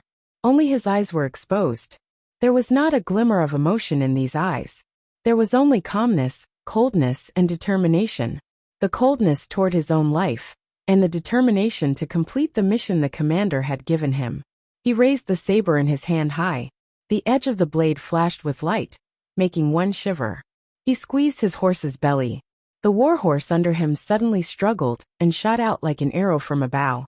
Just like that, the hundreds of cavalrymen charged forward with indomitable courage. They were like two different colored torrents that were about to collide head-on. Just at this moment, an Overwatch Council order suddenly rang out on the long street that had just been silent for a moment. Release! The Qin vanguard general's eyes were blood-red as he watched the Imperial Army riders charging toward him at high speed. With an explosive roar, his horse suddenly sped up. He was just about to charge out of the street when he suddenly heard this sound. His state of mind was firm and ruthless. There was not a glimmer of panic or slowing down. He didn't care at all about the scoundrels of the Overwatch Council. What he cared about was the valiant Imperial Army in front of him. He had to open a bloody path for the general, and a bloody path to the royal palace. A black shadow was thrown out from a private residence by the side of the street. It just happened to appear in the air in front of the vanguard general's horse. The vanguard general raised his elbow. The tip of the spear flashed. With a ripping sound, the black shadow was immediately torn to shreds. Cloth flew wildly. The powder inside was swept into the air. Some of it landed on the vanguard general's body, but most of it landed on his horse. He held his breath. His eyes were blood-red. He knew that the Overwatch Council's use of poison was powerful, but he was not afraid. As long as the poison did not enter his heart for a moment, he would be able to force back the approaching Imperial Army. However, he was worried about his horse. Stealing his heart, he struck the back of the spear viciously against the horse's rump. The horse was startled and sped up again. A series of springs rang out. On the street that had been calm for a long time, the crossbow bolts came again. The Qin vanguard general huffed coldly and swung his spear to protect his vitals and the head of his horse. A gust of wind swept out. Countless crossbow bolts fell to the ground. Occasionally, a few bolts hit his armor. With a crisp clang, they fell powerlessly to the ground. This vanguard general abruptly discovered that among the rain of crossbow bolts, there were a few smears of unlucky red. Red? Fire? With a swish, 3 crossbow bolts landed separately on the vanguard general's heavy armor and the head of his horse. The crossbow bolts had fire cotton tied to them and were burning with tiny flames. In the red morning sun, they were not obvious, but they were particularly fatal. The moment the flames touched the powder on the heavy armor, they began to burn with a whoosh. From the horse's head to the heavy armor, and then to the helmet, wherever it touched the powder, the flames immediately spread. In the blink of an eye, the fire burned fiercely and enveloped the vanguard general in flames. Asterisk chi chi. Asterisk a terrible roar came from the flames. At this time, the vanguard was still maintaining his charging posture. But he had already become a burning torch. He roared in terror, and threw away the spear in his hand, trying to put out the fire on his body. However, this had already become something he could never do. The fire the Overwatch Council had set was not so easy to put out. He knew he was done for. His heart was filled with incomparable terror. The horse was in great pain, and let loose a wild gallop. Shrouded in flames, the rider and horse charged terrifyingly to the front of the Imperial Army's front line. The general of the Imperial Army looked coldly and mockingly at the man on fire charging toward him. As the two riders passed each other, he swung his long knife with a flash. The knife came out without a sound. It passed through the fire, and chopped off the head of the vanguard general. With a crack, the head broke off. Tied by the neck armor, it burned in the flames. The flaming horse let out a mournful cry as it charged blindly, carrying its headless master. It crashed head first into an alley wall on the side of the street. With an extremely heavy muffled sound, both the horse and the master fell to the ground, neighing miserably. No one looked at them. There were only 200 or so riders of the Imperial Army. At this moment they maintained a very high speed. They stepped over the bodies of the vanguard soldiers that had been shot into beehives and burned into charcoal. They charged toward the center of the army where Qin Hung was. Qin Hung didn't know what kind of shameless and sinister murder his most valued vanguard had suffered. After hearing the Overwatch Council's second call for an order, he had already ordered his army to begin pressing toward the two sides of Chong Street, because the Overwatch Council's second attack had already begun. After a long silence and the two cold calls for an order, the rain of crossbow bolts fired toward the rebel soldiers became even more intense. Most of them were aimed at the center of the military flag, particularly where Qin Heng's personal camp was. "It's a repeating crossbow." Finally, a rebel soldier cried out timidly. Amidst the howling of crossbow bolts breaking through the wind, this cry was particularly heart-shaking. Do do do do. A series of densely packed strikes rang out. The first arrow was blocked, but what about the second and third? A dozen personal soldiers bravely stood in front of Qin Heng's horse. They only had elbow shields in their hands. It was not enough to block such a dense and fast crossbow bolt. They used their bodies and the large bodies of their warhorses to act as meat shields for Qin Heng. On Chong Street, people and horses were thrown off their feet. Tragic cries rang out repeatedly. Countless rebel soldiers had crossbow bolts stuck into their faces. Fresh blood and sweat mixed together. Everywhere there were cries for help. In just an instant, most of the soldiers around Qin Heng had died. Qin Heng knew that the Overwatch Council's target was him. His face was covered in blood and dirt. His expression appeared particularly sinister amidst the blood and dirt. It was not until this moment that he finally confirmed that Fan Xian had the Overwatch Council lie in ambush at Jingyang Gate, not just to block and stall for time. He was prepared to put his life on the line, to keep his life here. Although he didn't know why Fan Xian valued his life so much, he was stern and fearless. He only looked at the initially calm Chong Street, which was now filled with the sound of crossbow bolts, and his subordinates bravely and helplessly fighting against the poisonous powder and hidden crossbow bolts. A vein appeared on his temple. A wave of anger filled his chest. These scoundrels only knew how to use such unorthodox methods. Did they dare to delude themselves into trapping him? He pulled out the long sword at his waist and squeezed his horse's belly. The horse leaped like a dragon, and leaped out amidst the crossbow bolts. He roared, "For the Qing Kingdom kill." The commander began to risk his life to charge the formation. The morale of the rebel soldiers rose greatly. In unison, they cried out "kill," and charged deep into the two sides of the street through the rain of crossbow bolts. They used their bodies and lives to slightly suppress the Overwatch Council's second wave of attacks. After all, the rebel soldiers had the advantage of numbers. As long as they could come into direct contact with the Overwatch Council officials hiding in the darkness, they would obtain the final victory. However, at this moment, the Imperial soldiers at the other end of the street had already charged over. There were only 200 riders, but it was like there were 2,000. Thunder rumbled, and a murderous aura surged. Their power could not be stopped. Like a flood, they charged into the Qin family army, which had already been forced to scatter. Both sides wore armor and had knives in their hands. Murderous intent boiled to the heavens. Although the Qin family army's formation was a bit messy, on the not very wide Chang Street, this was a head-on collision with no path of retreat. The two cavalries, which were advancing at high speed, had their first head-on collision on the long street below Xingyang Gate. Like two large iron hammers, they fiercely smashed into each other, giving rise to an ear-piercing and incomparably terrifying loud sound. In an instant, countless riders fell from their horses and were trampled. The people on the horses were stabbed to death, squeezed to death, chopped to death, or shaken to death. Knives and spears collided, armor collided and auras collided. Qin Heng looked at this scene with an ashen face. He wondered how many people Fan Xian and the Great Prince had to have so many people lying in ambush below Xingyang Gate. I've smashed all the soldiers that can move inside Xingyang Gate. Fan Xian stared at the smoke in Jingdo and said with a heavy expression, although I hadn't guessed that they would be so powerful as to enter from 9 city gates.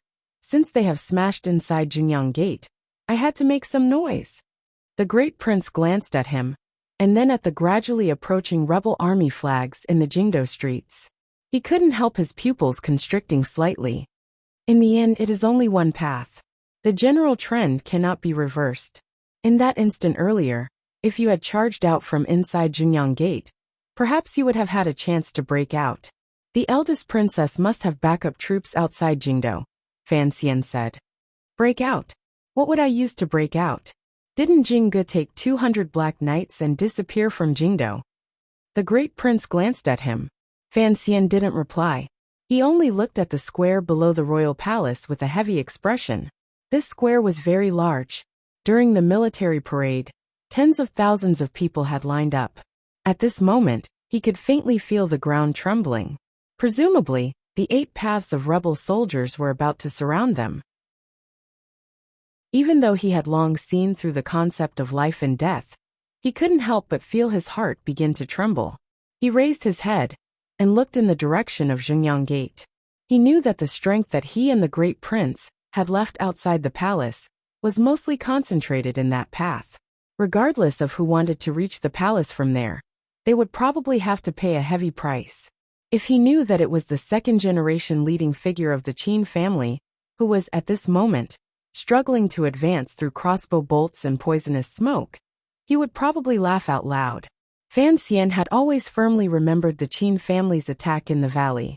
However, he didn't know how many of those loyal Overwatch Council subordinates, as well as the Imperial Army's suicidal cavalry, would survive a moment later. Just as the Great Prince had said, a mere city gate was not enough to change the general trend.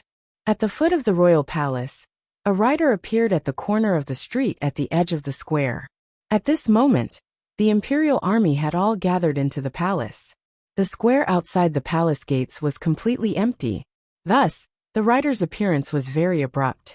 It was as if a discordant black dot had suddenly appeared in the empty space. Amidst the clattering of horse hooves, the rider did not stop to rest. From the edge of the square, he charged straight to the center of the square, and came to the front of the royal palace. Behind this cavalryman, a second cavalryman appeared, a third cavalryman, a 10th cavalryman, a 100th cavalryman, a 1000th cavalryman.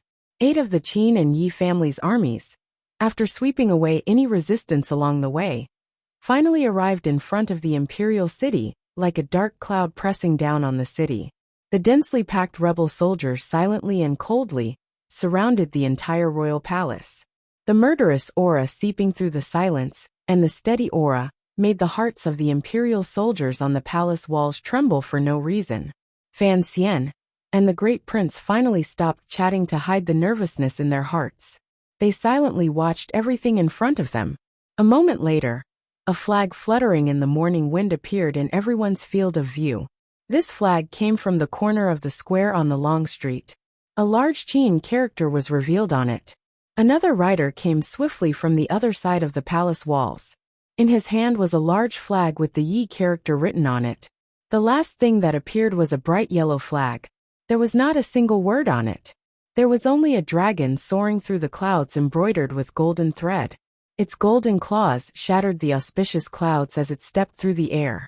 Even the dragon flag has been openly displayed. Fan Xian was silent for a long time before he finally spoke. The Qin and Yi family armies were too powerful. Although he was a 9th-level ace, and had an incomparably firm temperament, he still couldn't help but feel his scalp tingle when faced with the densely packed army. "Are you afraid?" The great prince looked at him expressionlessly. "Anything will appear terrifying when there are too many of them. Ants are like this, mice are like this, cockroaches are like this, much less people." Fan Xian summoned a subordinate and said a few words. The 3 large flags moved slowly, under the burning gazes of the rebel soldiers around the square, and the slightly fearful gazes of the Imperial Army guards. They came to the front of the royal palace. They came behind the first rider to enter the square, and fluttered in the wind. "You've been stubbornly refusing to break through. I always thought you still had some trump card up your sleeve," the great prince said slowly as he looked at the riders and flags in front of the royal palace with narrowed eyes. "My trump card is long gone," Fan Xian said without changing his expression. Fan Xian's expression did not change as he said, "But I always thought that those old fellows wouldn't just leave us to die. I always thought that since the rebel army had already entered the city, they would jump out and pretend to be super scions. Unfortunately, it seems that I guessed wrong." "What are scions?" The great prince twitched the corner of his mouth. "I am also very confused. Has Director Chen really been poisoned?" Fan Xian looked at the mountainous army in front of the royal palace, and suddenly took a deep breath. Slapping the bricks of the royal palace, he said, "Even if it's the 2 of us, so what?" The great prince looked at him deeply and said, "I don't want to die with you." The storm was coming, and the buildings were filled with worry. The 2 worried people in the corner of the royal palace were joking. The surrounding Imperial Army soldiers secretly watched this scene and listened to the Duke and Commander's hearty laughter. For some reason, they also felt that the rebel soldiers in front of the royal palace were not as terrifying as they had imagined.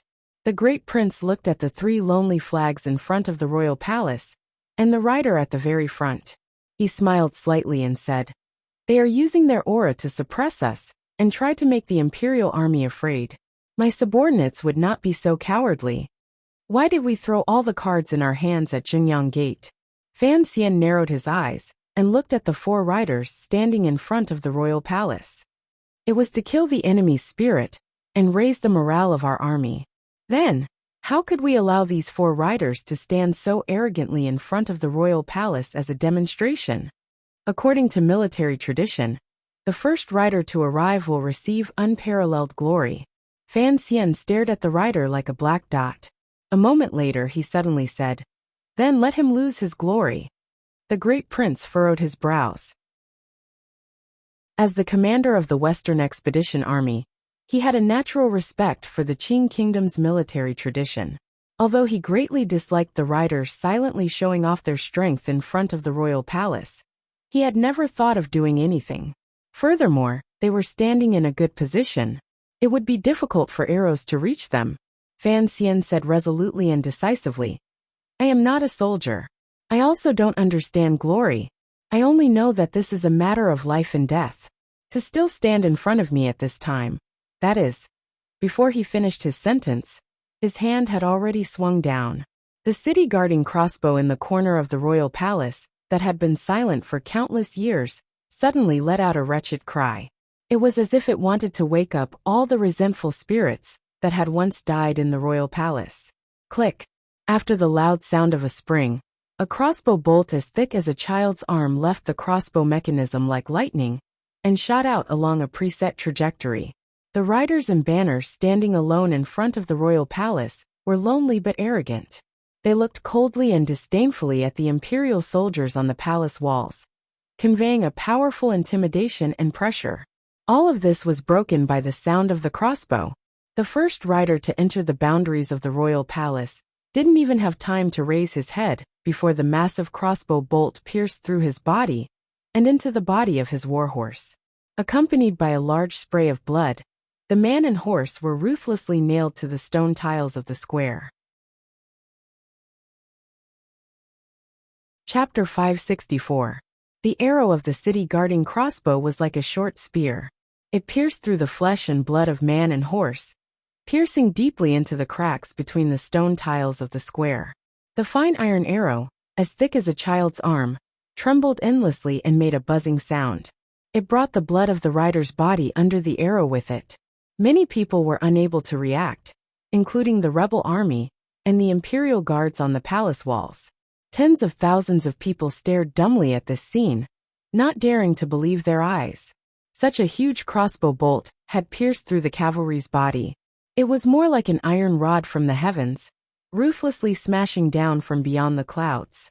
A death-like silence and an icy fear spread through the square. On the rider's body that had fallen gloriously, the three banner-holding officers also did not react. They looked stupidly at the rider in front of them, who had become bloody foam, and the internal organs that had been squeezed out of the ground. They didn't know how to react. Horses were different from humans, even though they were war horses that had been chosen out of 10,000.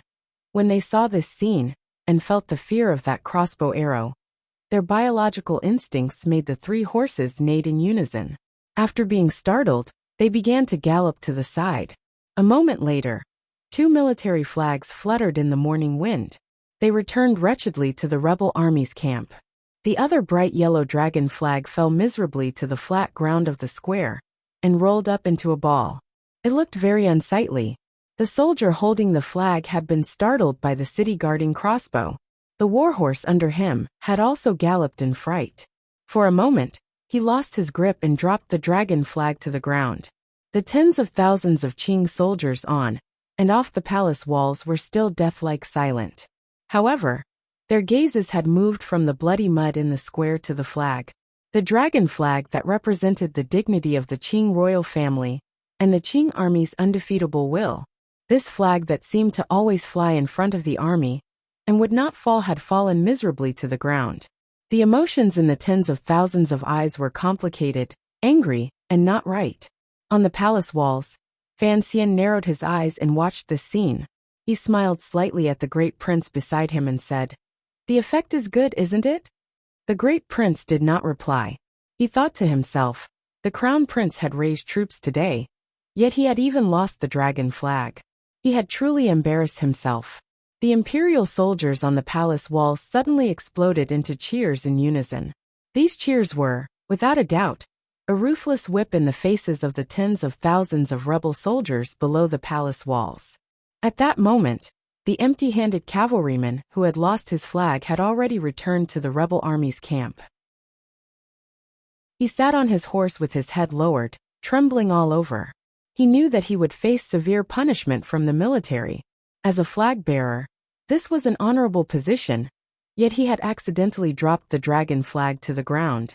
The hundreds of riders in the rebel army camp gradually parted. Crown Prince Li Chengqian, dressed in bright armor, slowly walked out under the protection of a few generals. He only glanced at the rider and didn't say anything. The crown prince's gaze was very gentle, but the cavalryman felt extremely ashamed. He gritted his teeth and turned his horse around, preparing to go to the square to snatch back the dragon flag that had fallen to the ground. It did not matter even if he died. At this moment, to everyone's surprise, a general beside the crown prince spurred his horse forward and came to the side of the cavalryman. He said, "When two armies cross swords, the one who loses the flag will be beheaded." The moment the word beheaded left his mouth, the cavalryman's body trembled. He unconsciously closed his eyes, but did his best to straighten his body. Then he felt a chill on his neck. The general pulled back his knife and didn't even glance at the fallen body of the cavalryman beside him. He squeezed out a cold snort from his nose and squeezed the sides of his horse. The handsome horse beneath him shot forward like lightning. In an instant, it galloped out of the rebel army camp and headed straight for the center of the square below the palace walls. It was headed straight for the dragon flag that was curled up on the ground. Not everyone in the tens of thousands of rebel soldiers recognized this general, but they knew what he was going to do. Involuntarily, their hearts trembled and their blood surged. Tens of thousands of people roared in unison and rhythmically. Amidst the iron-blooded and awe-inspiring cries of the tens of thousands of people, The warhorse beneath the general was like a flying dragon. Its 4 hooves seemed to rise into the air, as it pierced toward the palace walls like a sharp arrow. Riding alone in the open square under the gaze of tens of thousands of people, and the piercing of crossbow bolts on the palace walls, it was very heroic. The speed of the horse was very fast. The rider's skill in controlling the horse was even more impressive. It looked like it was charging in a straight line toward the palace walls. In reality, it was following a strange path. Although it took some detours, it was full of vigor. In only a moment, it had charged to the center of the square. Until now, not a single one of the city guarding crossbows had been fired. The Imperial soldiers and Overwatch Council soldiers beside the giant city guarding crossbows broke out in a cold sweat. It was impossible for them to capture the path of the rebel general's advance. Even under such high speed, it seemed that he could still keenly capture the speed of fire and defensive range of the city guarding crossbows. Fan Xian stared at this scene with narrowed eyes. He felt that in the blink of an eye, this rebel general had already charged to his feet, and in front of the dragon flag. The city guarding crossbows had just demonstrated their power once, and this rebel general had already charged over. Such vigor and courage was truly admirable. For some reason, Fan Xian suddenly thought of 13th Wang. His heart jumped slightly. He was just about to raise his hand, when he used a great deal of willpower, to order himself to slowly lower it. This small action did not fall into the eyes of the great prince, because he was also watching the one-man show of 2 armies, fighting for power in front of the palace walls with a stern expression. When 2 armies crossed swords, vigor was the most important. The flag was the power. Capturing the flag was capturing the power. The rebel general on the horse rode to where the dragon flag was. He did not slow down. Using superb riding skills, he hung 1 foot on the pedal and reached down with 1 hand. Easily, he picked up the dragon flag. Although Fan Xian had lowered his arm, the group responsible for operating the city guarding crossbows did not want to pass up this great opportunity. They pulled on the heavy spring of the crossbow mechanism. With a muffled bang, the thick palace walls seemed to tremble with the release of the giant crossbow. The neigh of a horse rose into the sky. The rebel general below the palace walls seemed to have guessed when the city guarding crossbows would fire. He raised the reins and kicked his beloved horse's abdomen with both feet. With a wild roar, he had the horse stand up on its hind legs. The warhorse's front hooves hung in the air as its massive body was forcefully twisted. It even hovered in the air in a stupefying manner. The rebel general held the bright yellow dragon flag in 1 hand and fiercely raised the reins in the other. He sat diagonally on the rearing warhorse. Illuminated by the morning sun, he appeared heroic and fierce. At this moment, the giant city guarding crossbow finally arrived in front of them and brushed past the warhorse's abdomen. It stabbed down diagonally and viciously. The iron crossbow, as thick as a child's arm, pierced into the stone slabs of the square. Shattered stones flew everywhere, but it did not even graze a hair on the rebel general's body. The rebel general twisted his left elbow and pulled in the reins again. The head of the horse under him turned to the left. With a neigh, its 2 hooves landed on the ground. All the muscles in its body relaxed and tightened. Like a wisp of smoke, it galloped directly back to the rebel army camp, and back to the crown prince's side. The rebel general did not dismount. He only heavily stabbed the bright yellow dragon flag into the ground. The flagpole entered the ground, but did not fall. The dragon flag once again fluttered in the morning wind and shone brilliantly. Then, he turned his horse's head and was silent as he looked at the 2 black dots on the palace walls. In just a few breaths, this rebel general had done what most people could not do. From the moment he leaped out of the camp, tens of thousands of rebel soldiers began to cheer. As he took back the dragon flag and galloped back to the camp, tens of thousands of people's mountainous cheers grew louder and louder. When this rebel general stabbed the dragon flag back into the ground, and the flag fluttered in the wind, the cheers of the rebel soldiers finally reached a climax. Impressive. Fan Xian gently wiped away the cold sweat on his palms. At this moment, he expressed an opinion that he should not have expressed as one of the commanders. There are indeed countless fierce generals in the Qing army. No wonder no one can defeat them unhindered under heaven. Fan Xian smiled slightly and said, It's Gong Dian. He has been the deputy commander of the Imperial Army for so many years. His understanding of the city guarding crossbow is much better than yours or mine. Furthermore, he is an 8th level ace. Given his noble status as a general, he bravely risked his life to take back the flag. Such courage is truly admirable. The great prince furrowed his brows slightly and said, So it's him. No wonder, no wonder. General Gong has been herding horses on the borders of Dingzhou since he was young. His riding skills came from the Hu people, and he is known as the best in the army.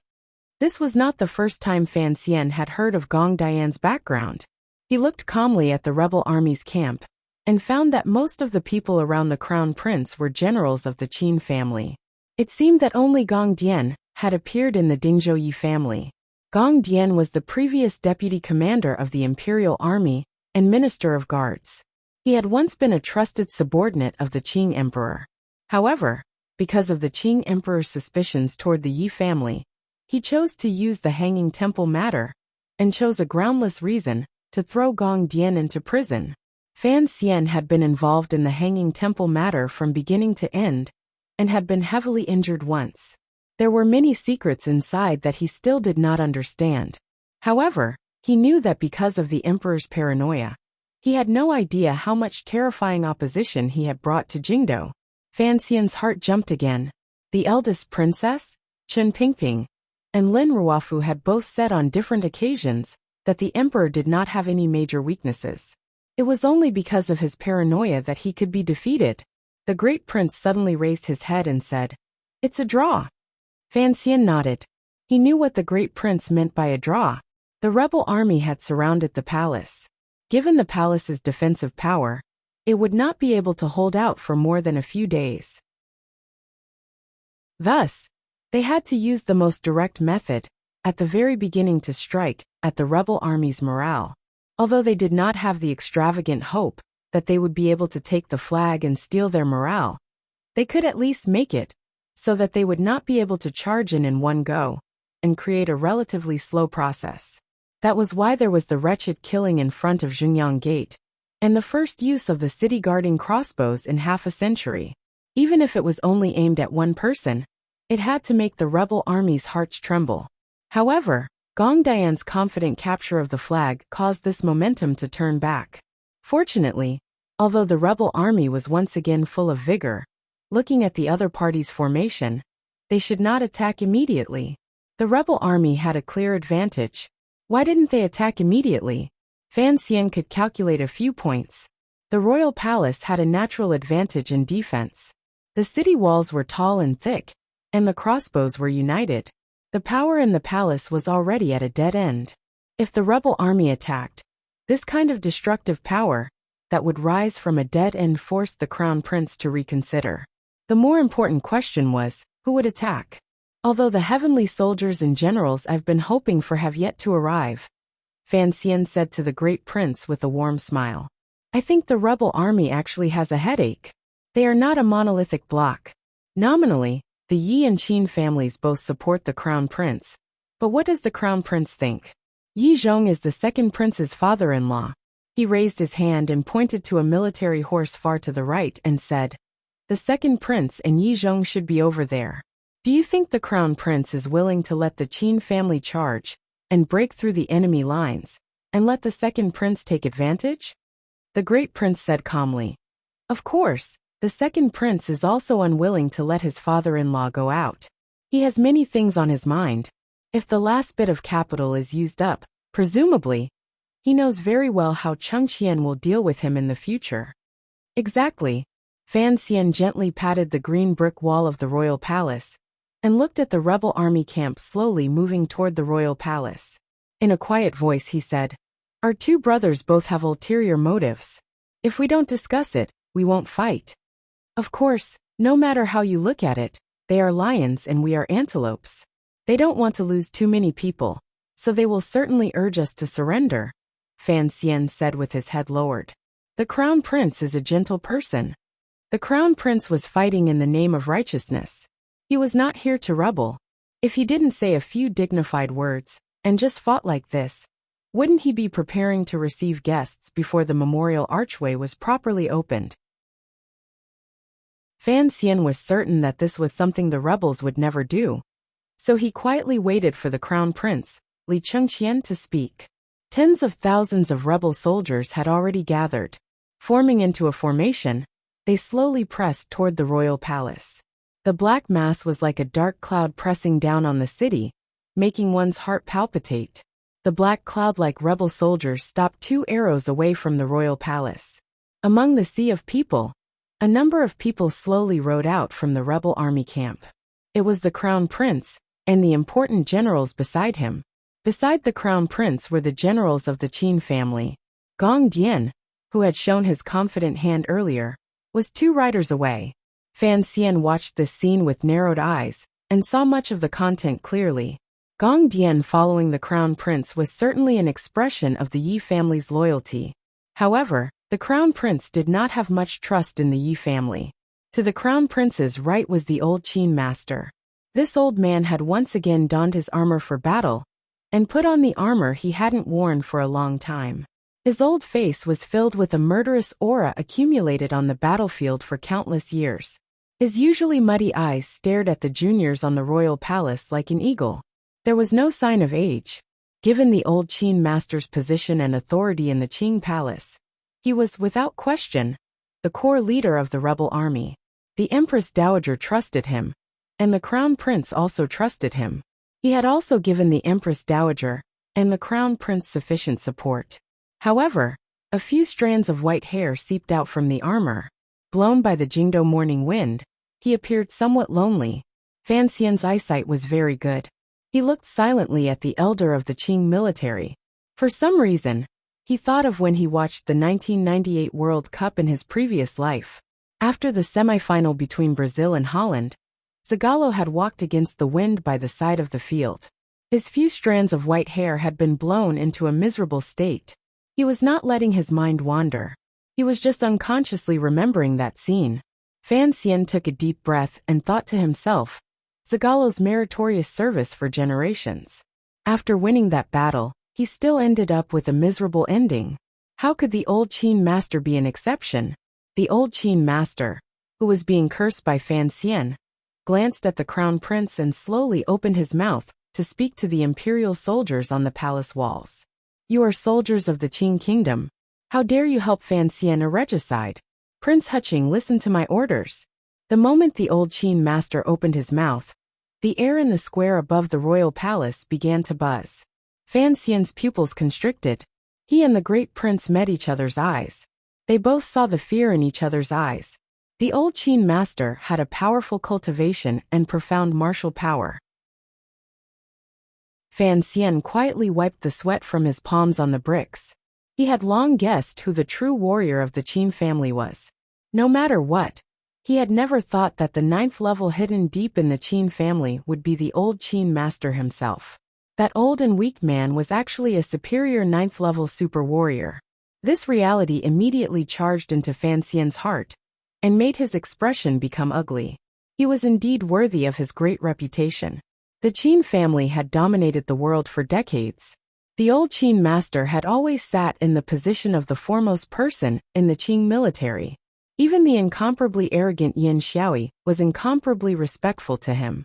There was indeed a reason for this. Fan Xian's right index finger began to tremble slightly, not out of fear, but out of excitement. In the beginning, it had been very difficult to snipe Yin Xiaoyi.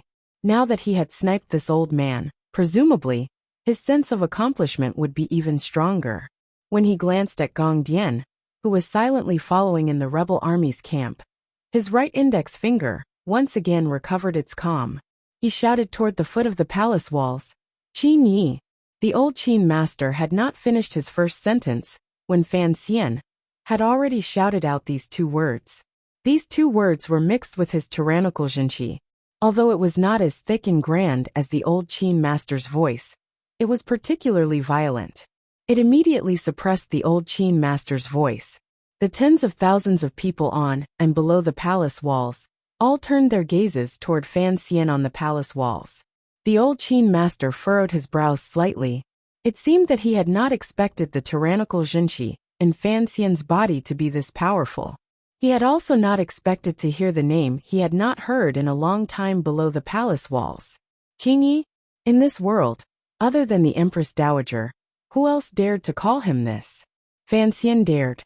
The faces of the Qin family generals beside the crown prince all revealed angry expressions. Qingyi! Fan Xian once again shouted explosively. It rose up in spirals and spread throughout the royal palace, shocking everyone's hearts. It also gathered the old Qin master's attention. Separated by a great distance, and under the gazes of tens of thousands of people, Fan Xian looked at where the old Qin master was and faintly said, "You only have one son. Where is he?" Qin Hung had entered through Xingyang Gate, and was the closest. The rebel army had already surrounded him, but he still had not arrived. The rebel army generals had long been secretly worried about this matter. Hearing Fan Xian's words, they couldn't help but feel their hearts jump. The old Qin master's eyes narrowed, but he did not have an overly shocked expression. After pausing for a moment, Fan Xian opened his mouth and said in a cold voice, "You should have guessed something yourself." "Correct, your eldest son was killed by my subordinate Jing Ge with a spear in the camp. Today, Qin Hung was killed by the Overwatch Council at Xingyang Gate. If you dare to betray the emperor, I can have your Qin family end without descendants." What malicious words! What a thorn that pierced straight into one's heart. In an instant, the battlefield once again sank into a suffocating silence. The great prince glanced at him and said in a low voice, "It doesn't seem to be a good choice for you to make the old man mad right now." Fan Xian's gaze was level as he stared at where Crown Prince Li Chengqian was. Faintly he said, "I just want to see if there will be any more problems between the old man and the crown prince when he is mad." The development of the situation did not continue according to Fan Xian's plan. After the old Qin master heard Fan Xian's malicious words, he only slowly lowered his head and then slowly raised it again. His old face wrapped in armor was completely indifferent.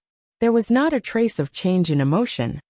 "Fan Xian, let me thank you first for helping me resolve a question I've had for many years," the old Qin master said slowly. Old Master Qin said slowly, his voice spreading in all directions. "My eldest son was killed in the camp. That murderer should have died in prison. Later, when I checked the files, it was the same. But I never found the murderer's body. Now I know that it was taken away by that old black dog." The military elder slowly said, "I will leave your body intact. As for Chen Pingping, I will have him suffer 1,000 cuts. As for Qin Hung, I have always had confidence in this child. Even if you could stop him for a moment at Xingyang Gate, how could you do anything to him?" The old Qin master said coldly, "Even if he dies, so what? It is hard for a general to not die in battle. If he dies to your schemes, then he dies honorably. Die without descendants? I haven't even been afraid of that demoness of yours. Do you think you can anger this old man with just a few words?" Old Master Qin looked at the younger generation on top of the city wall with a mocking gaze, and said word by word, "The old man has already gone mad. Let's see how long he can pretend for. When one is old and about to die, this kind of nonsense is especially abundant." Just like the old Qin master, Fan Xian finally learned of a secret he had guessed for a long time. He sighed in his heart and turned his gaze slightly, looking sincerely at the crown prince beside the old Qin master. He spoke before the crown prince could open his mouth, and with sincerity, "Chengqian, surrender." Sincerely saying, "Everyone, please give me your monthly tickets." Chapter 565. Chengqian, just surrender. Fan Xian's warm and gentle words made the tens of thousands of people inside and outside the royal palace dumbfounded at the same time. They felt it was incomparably absurd. The rebel army had surrounded the city. The people in the palace couldn't escape even if they wanted to. Sir Fan Jr. was shamelessly speaking on top of the palace walls at this moment to urge them to surrender. Crown Prince Li Chengqian, dressed in martial attire, sat on his horse.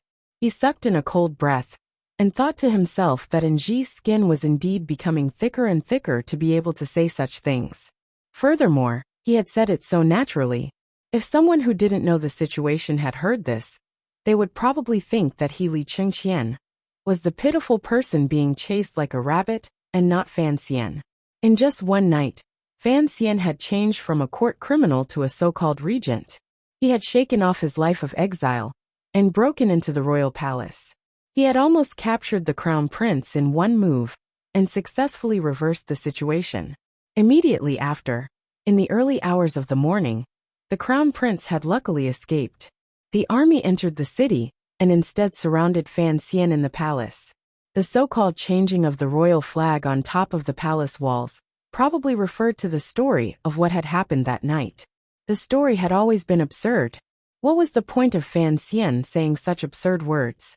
Li Chengqian raised his head to look at his two brothers on top of the palace walls. After smiling bitterly, he shook his head and thought self-mockingly that after the old Qin master had spoken, he should have been the one to sincerely urge his brother to surrender.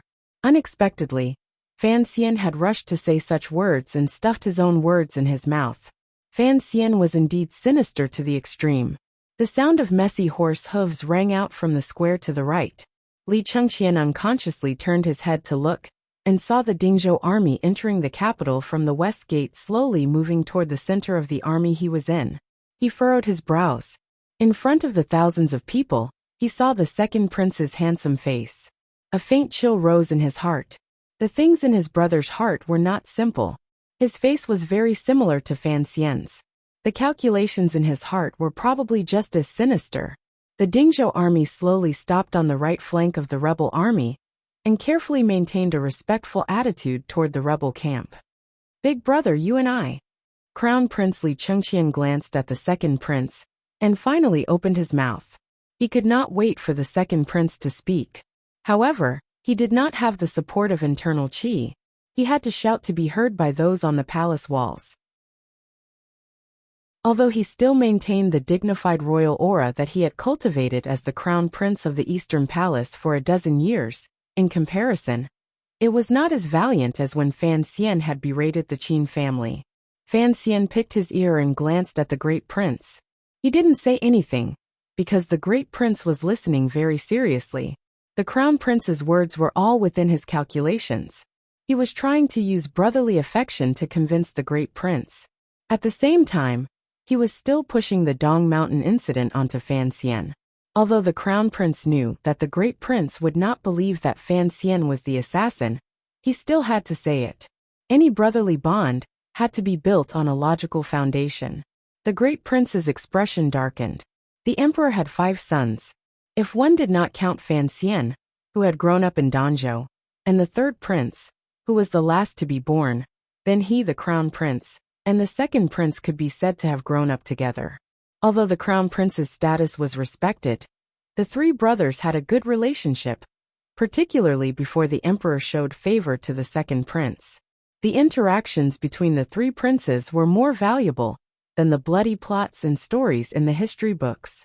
Everyone had thought, but no one wanted to imagine, that one day, these 3 brothers, who had grown up together, would meet with swords and weapons. The second prince, who had remained silent since the rebel army surrounded the palace, also opened his mouth. He gently used the heel of his boot to tap the horse beneath him, and allowed the horse to take him 10 feet out of the rebel army ranks. Gazing at the palace walls, he followed the crown prince's words, and began to speak sincerely to the great prince. It had to be said that the second prince did indeed have a way of winning people's hearts. He did not mention the matter of the great prince surrendering. He only used the friendship of the past to describe his displeasure at the great prince helping Fan Xian in an angry tone. He also faintly mentioned that the Qing emperor's attitude toward the great prince was not like that of a father toward his son. Fan Xian glanced at the great prince and found that beside him, the great prince's expression was growing darker and darker. He was not worried that the great prince would fall under the pressure of the situation and the crown prince and second prince's familial attacks. When he analyzed something, he would always start from a person's personality. He knew that the great prince's personality was like a raging fire. He turned to look at the still shouting second prince and furrowed his brows slightly. He recognized the general beside the second prince as Yi Zhong. 30 years ago, Yi Zhong was already the commander of the Jingdou garrison. Now he was in his 50s, but he did not look old at all. Furthermore, he did not have the imposing aura of other famous Qing generals. His figure was a little short and a little fat. However, Fan Xian would not underestimate him, because he knew that he was a 9th-level ace who had long made a name for himself. Yi Liyun's closest nephew, who had once fought with his terrifying mother, was not a simple person. Furthermore, a person who could become the commander of the Jingdo garrison at the age of 20 could not be described as simple. Fan Xian's brows furrowed deeper and deeper, but his eyes grew brighter and brighter. They were as bright as a star that refused to retreat under the light of the rising sun. The great prince suddenly yelled loudly at the rebel soldiers below the palace walls. "Enough!" The second prince smiled helplessly and stopped talking. The great prince said in a severe voice, "What time is this? You still don't forget to frame Fan Xian. I know that for the sake of the throne, you are willing to do any ugly things, but don't forget, there are some things that I cannot do. If you want to attack, then attack. Don't be so long-winded like a woman." These words were said resolutely, and with great vigor. They did not give the crown prince and second prince any room to maneuver. The second prince's usually gentle face finally became dark. For some reason, he had become so angry. Angrily he roared toward the palace walls. "Big brother! Don't forget, we are the brothers."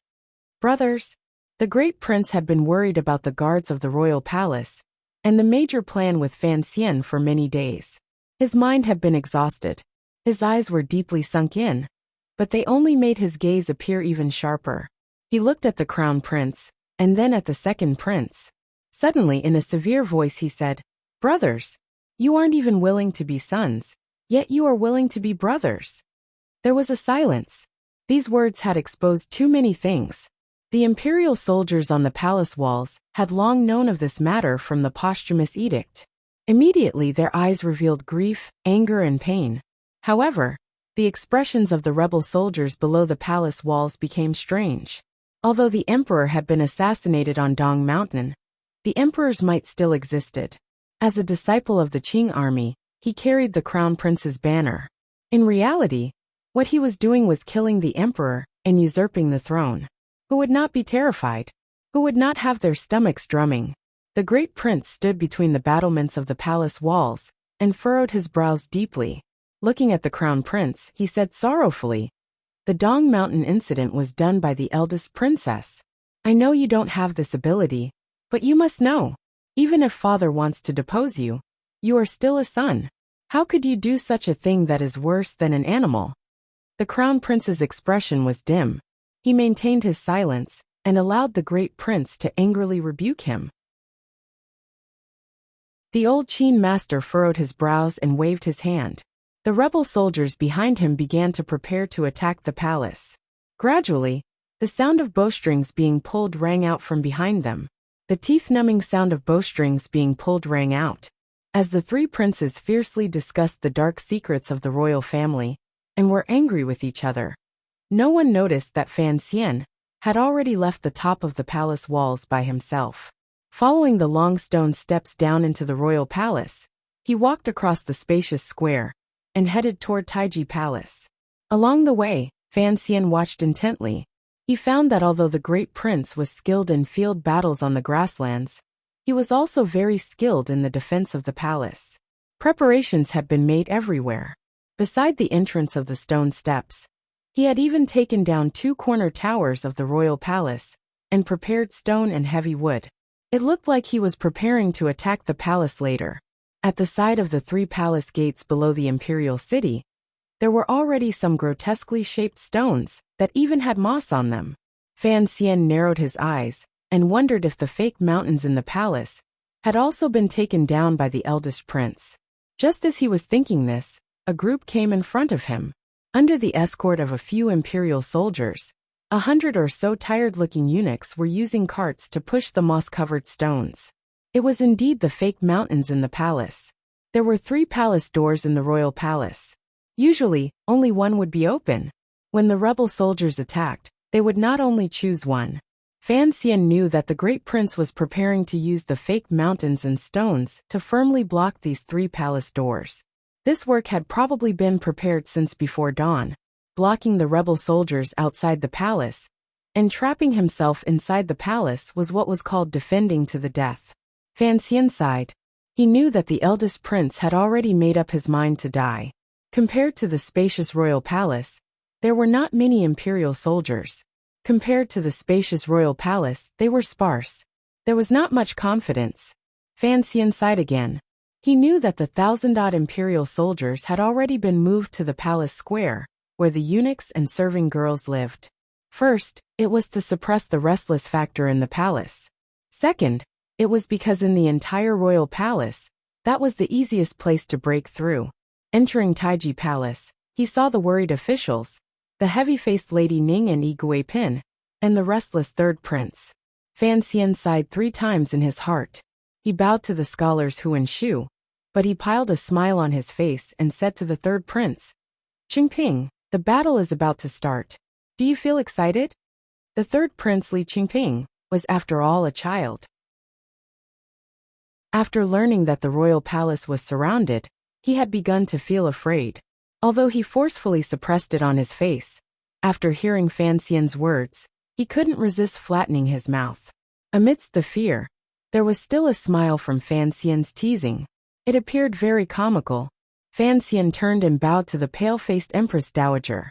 He then glanced at the long-haired Empress and said in a low voice, "I invite the Empress Dowager and Empress Dowager to come up to the palace walls to watch the battle." Since ancient times, rebellion had to be carried out. The work of clarifying righteousness and flaunting one's legitimacy had already ended amidst the great prince's angry rebuke and the crown prince and second prince's depression.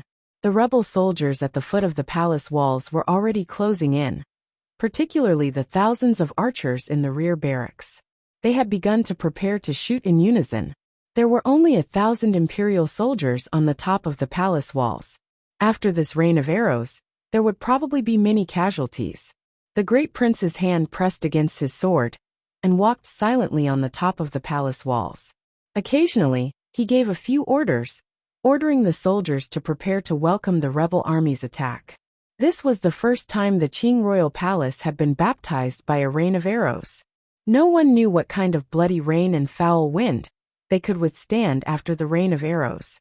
Because they had not planned to defend the royal palace and did not control the city guards, the imperial soldiers' defense was already at a disadvantage. They did not have enough bows and arrows in their hands. They could only rely on the 4 city-guarding crossbows at the 4 corners of the palace walls. However, there were tens of thousands of rebel soldiers. Even if these 4 crossbows were cannons used to kill mosquitoes, how many could they kill? "Get ready."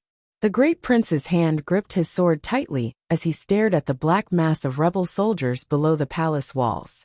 Hearing the endless sounds of bowstrings being pulled taut, his heart involuntarily tightened. Thousands of archers drew their bows at the same time. The heart-shaking creaking sound seemed to pierce through everyone's eardrums on the palace walls and shake through everyone's mind. The imperial soldiers on the palace walls had already hidden behind the arrow mounds. Soldiers holding shields were also waiting behind the great prince. A great battle was about to break out at any moment. Everyone was waiting for the moment the sky full of arrows whistled through the air. However, Fan Xian did not let all of this happen. He had no interest in admiring the sight of the siege. He also did not show off until the imperial soldiers had suffered heavy losses, and then bring out his good or bad hand. A flurry of hurried footsteps came from the stone steps. Following the footsteps was Fan Xian, and the dozens of panting old officials behind him. There were also a number of women half supported and half held by eunuchs. These women were originally the most honorable women in the world. Now they had become the most lowly and humiliating. Fan Xian held the third prince's hand with one hand and walked behind the great prince. Narrowing his eyes, he looked at the rebel army camp below the palace walls that was about to shoot. He couldn't help but feel shocked. With so many arrows shooting over, how could the royal palace be defended? He circulated his zhenqi and shouted loudly to the rebel soldiers below the palace walls. "Chengqian, second prince, quickly stop." Hearing this, the crown prince and second prince raised their heads and looked toward the palace walls. They then saw a scene that made their hearts tremble. Mother! Mother! Empress Dowager! Looking at the women who had suddenly appeared on the palace walls, the crown prince and second prince couldn't help but cry out in surprise. Even the old Qin master and Yi Zhong couldn't help but furrow their brows. Then, they heard Fan Xian yell at them from beside the women. Don't fight in a hurry. I've brought your mother, grandmother, and brother to see you. Hearing these words, many people had the urge to vomit blood. No one would have thought that Fan Xian, who was renowned as an immortal poet and had displayed his dark power as the commissioner of the Overwatch Council, would say such shameless words. However, only Fan Xian knew that after experiencing the life and death experience on the meadow, his life had finally undergone a welcome change. He had shaken off the dark air accumulated from 2 lives and was gradually coming closer. Gradually, he was going to merge with the little boy on the rooftop in Danzhou, who had yelled for it to rain to collect his clothes. Such a Fan Xian was a cute Fan Xian, a disgusting Fan Xian, a shameless Fan Xian, and a terrifying Fan Xian. No matter how shrewd the crown prince and second prince were, seeing this frightening scene, they couldn't help but become angry. The second prince scolded in a stern voice. Fan Xian, you're shameless. Fan Xian glared back at him and scolded. You just realized? The crown prince was also incomparably angry, but he immediately said to the old Qin master beside him in a panic. Don't shoot. The old Qin master furrowed his brows and thought that it was natural for these nobles in the palace to be used by Fan Xian to threaten him. Had the crown prince not thought of this? The old general sighed in his heart. The crown prince was kind, but the cowardice that had gradually disappeared these 2 years had finally surfaced. For a soldier, in this moment of life and death, there should be no hesitation. The so-called fear of shooting at the rat for fear of harming the innocent was just cowardice. In the end, the old Qin master did not understand that sometimes another name for cowardice was human nature. Without question, Fan Xian's behavior right now did not have much of a human nature. He had only calculated the crown prince's personality. Calmly smiling, he stood by the great prince's side and said, I just don't want to be shot into a porcupine. Why did you bring Qingping here? He is still a child. The great prince sighed and looked at the officials beside him, the Empress Dowager and Lady Shu. He then glanced at the third prince and spoke with disapproval. As the future monarch of Qing Kingdom, I must see this scene with my own eyes. Fan Xian gently held the third prince's trembling hands. The third prince had seen so many rebel soldiers with his own eyes. He had truly been frightened. Fan Xian smiled slightly at the trusted aide beside him and ordered, Please have Lady Shu stand in the left corner tower. Please have the Empress stand in the right corner tower. Please. He glanced at the pale-faced but silent Empress Dowager and said, Please have the Empress Dowager stand by my side. I'll put 3 master cards here. I want to see if their arrows are as accurate. Hearing these words, the people on the palace walls all felt a chill in their hearts. After the clamor, Fan Xian looked at the people in the rebel army camp, who were arguing fiercely about something and said, Regardless of what the crown prince and the old Qin master decide to compromise in the end, presumably they will both be very displeased with each other. The great prince sucked in a cold breath and looked at him. You even calculated this? Fan Xian turned his head and glanced at the cold-faced second prince, and the short tower, like Yi Zhong beside him. There are still many things I am calculating. If the one leading today was the second prince, the rain of arrows would probably have arrived by now. Although the Empress is not as amiable as Lady Shu, her fate is much better than Lady Shu's because her son is stronger than Lady Shu's son. Even if they don't shoot, the rebel army will still attack. Fan Xian lowered his head slightly. Go and prepare. I need to think through a problem.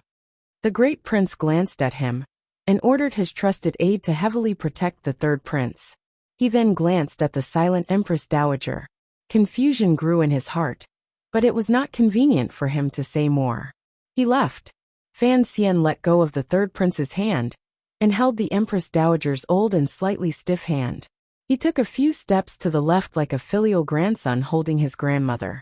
He allowed the Empress Dowager, dressed in a bright yellow phoenix robe, to appear on top of the palace walls. She was like a bright lamp hanging high in the morning sky, reflected in the eyes of all the rebel soldiers. The archers of the rebel army unconsciously loosened their bowstrings. Although the orders from their superiors had not yet come, their arms were already beginning to ache.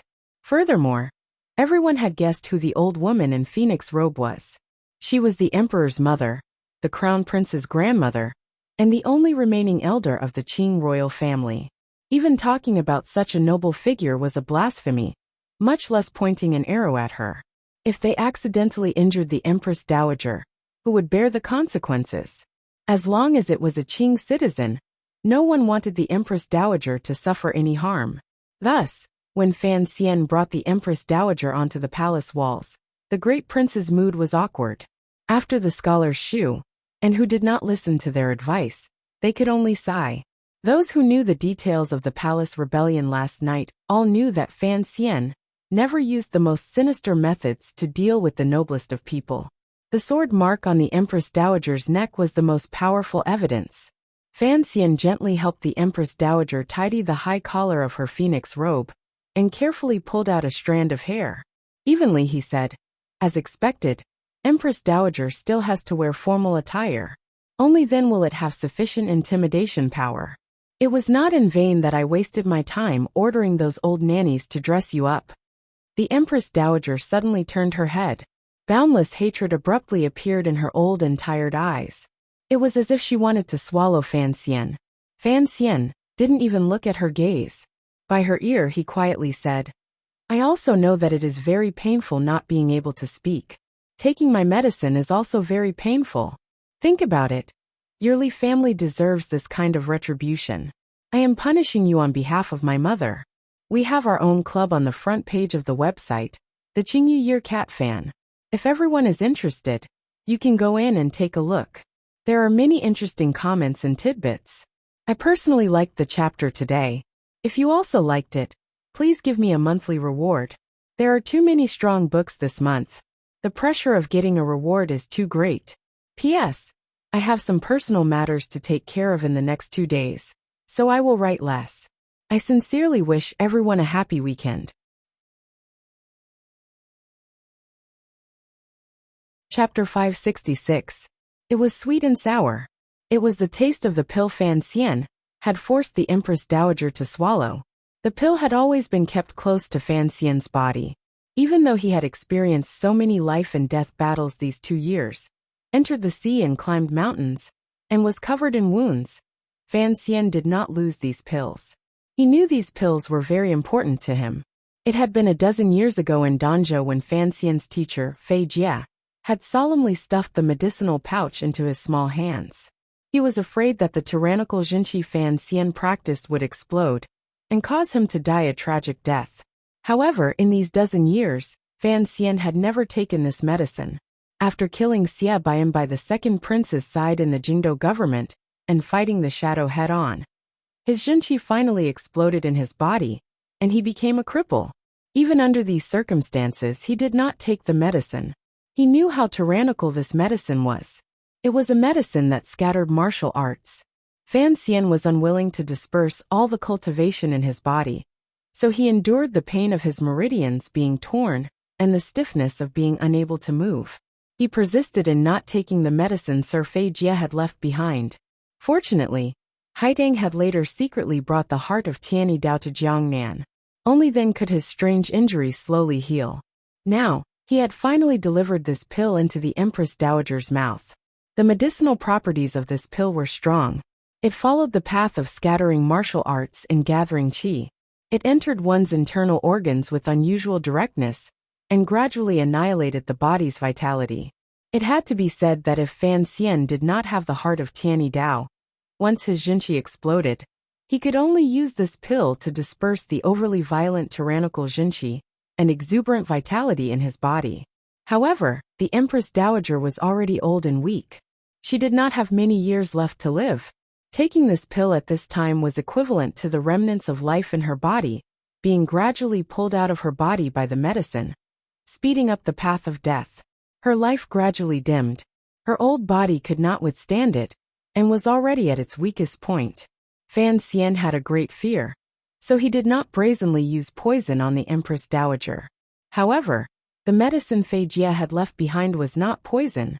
No matter which famous doctor in the world came to diagnose, they would not be able to find anything strange. The Empress Dowager no longer had the strength to speak. Soon she felt the burden on her body grow heavier and heavier. Even if she wanted to raise her arm, she couldn't do it. Unless another great grandmaster appeared in the world and forcefully used extremely pure Jinqi to help her reflect for an instant, the Empress Dowager could only miserably become a cripple who couldn't speak or move. Then, she would slowly wait for death to come. It was not that Fan Xian was ruthless. It was not that Fan Xian's desire for revenge had burned away his rationality like wildfire. In the current situation, and with Fan Xian's great hidden worry, he could only use this method to ensure his present and future safety. Right now the rebel army was surrounding the city. The Empress Dowager could be the god's card to weaken the rebel army's attack. But what about the safety in the future? The Empress Dowager did not know how sinister and vicious the medicine she had taken contained. She only thought it was a mute medicine. She still looked at Fan Xian with hatred. Fan Xian did not meet the Empress Dowager's dim and angry gaze. Instead, he turned his cold gaze toward the two powers high above the palace walls.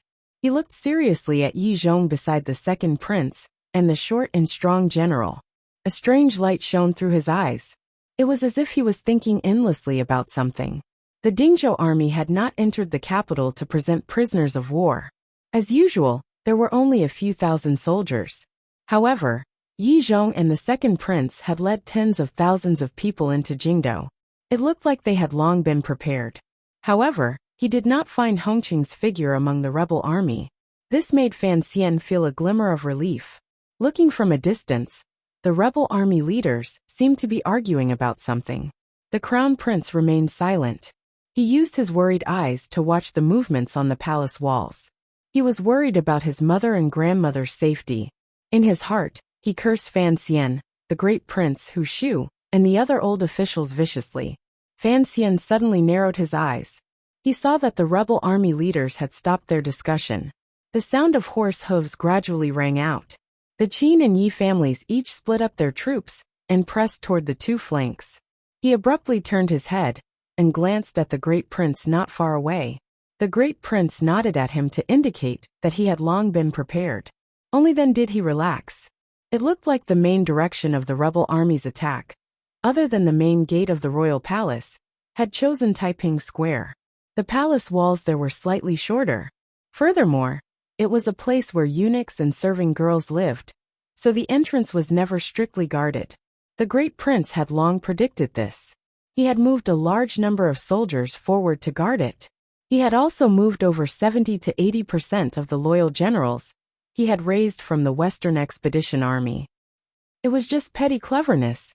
It was only to stall for time. He still hadn't caught the one that had escaped and could change the situation. Fan Xian's mind suddenly began to empty again. His eyes gazed at the densely packed rebel army below the palace walls. It was as if he had seen through their existence. He gazed at a place further away, at the past, and at the variable he had been waiting for but had never appeared. 30,000 against a few thousand. No matter how high the palace walls were, even if the rebel army didn't dare to release arrows, and even if they had to use people to fill in the gaps, they had to fill in the moat outside the royal palace. They had to fill in a human ladder, climb to a high place, and destroy everything in the royal palace. Looking at the busy arrangements of the rebel army and the gradually rising siege ladders, Fan Xian's pupils constricted slightly. He felt a glimmer of coldness at the bottom of his heart. The three-part ladder produced by the third workshop of the palace treasury had finally been moved over. The attack was finally about to begin. These military equipment were all produced by the palace treasury. As the head of the palace treasury, Fan Xian couldn't help but feel a glimmer of absurdity. The things he had produced were going to be used to attack him, and he couldn't find any way to deal with it. His heart began to beat faster. His scalp felt numb. His brows were furrowed tightly. Suddenly, he took a few heavy breaths. He felt that there was a problem with his breathing. His chest felt heavy. Leaning against the arrow hole made of bricks, he slowly crouched down. The hearts of everyone on the palace walls jumped. They all rushed in his direction. The battle was imminent. If one of the main commanders, Fan Xian, suddenly had a problem with his body, it would, without a doubt, be a massive blow to the morale of the imperial army. The third prince was close to him. Fearfully holding his left arm, he called out, "Sir, what is it?" Without waiting for more people to gather around him, Fan Xian raised his right arm with his head down. In a tired voice he said, "I need a quiet place to think about some problems. You all go prepare. Don't mind me." Hearing this, no one could relax.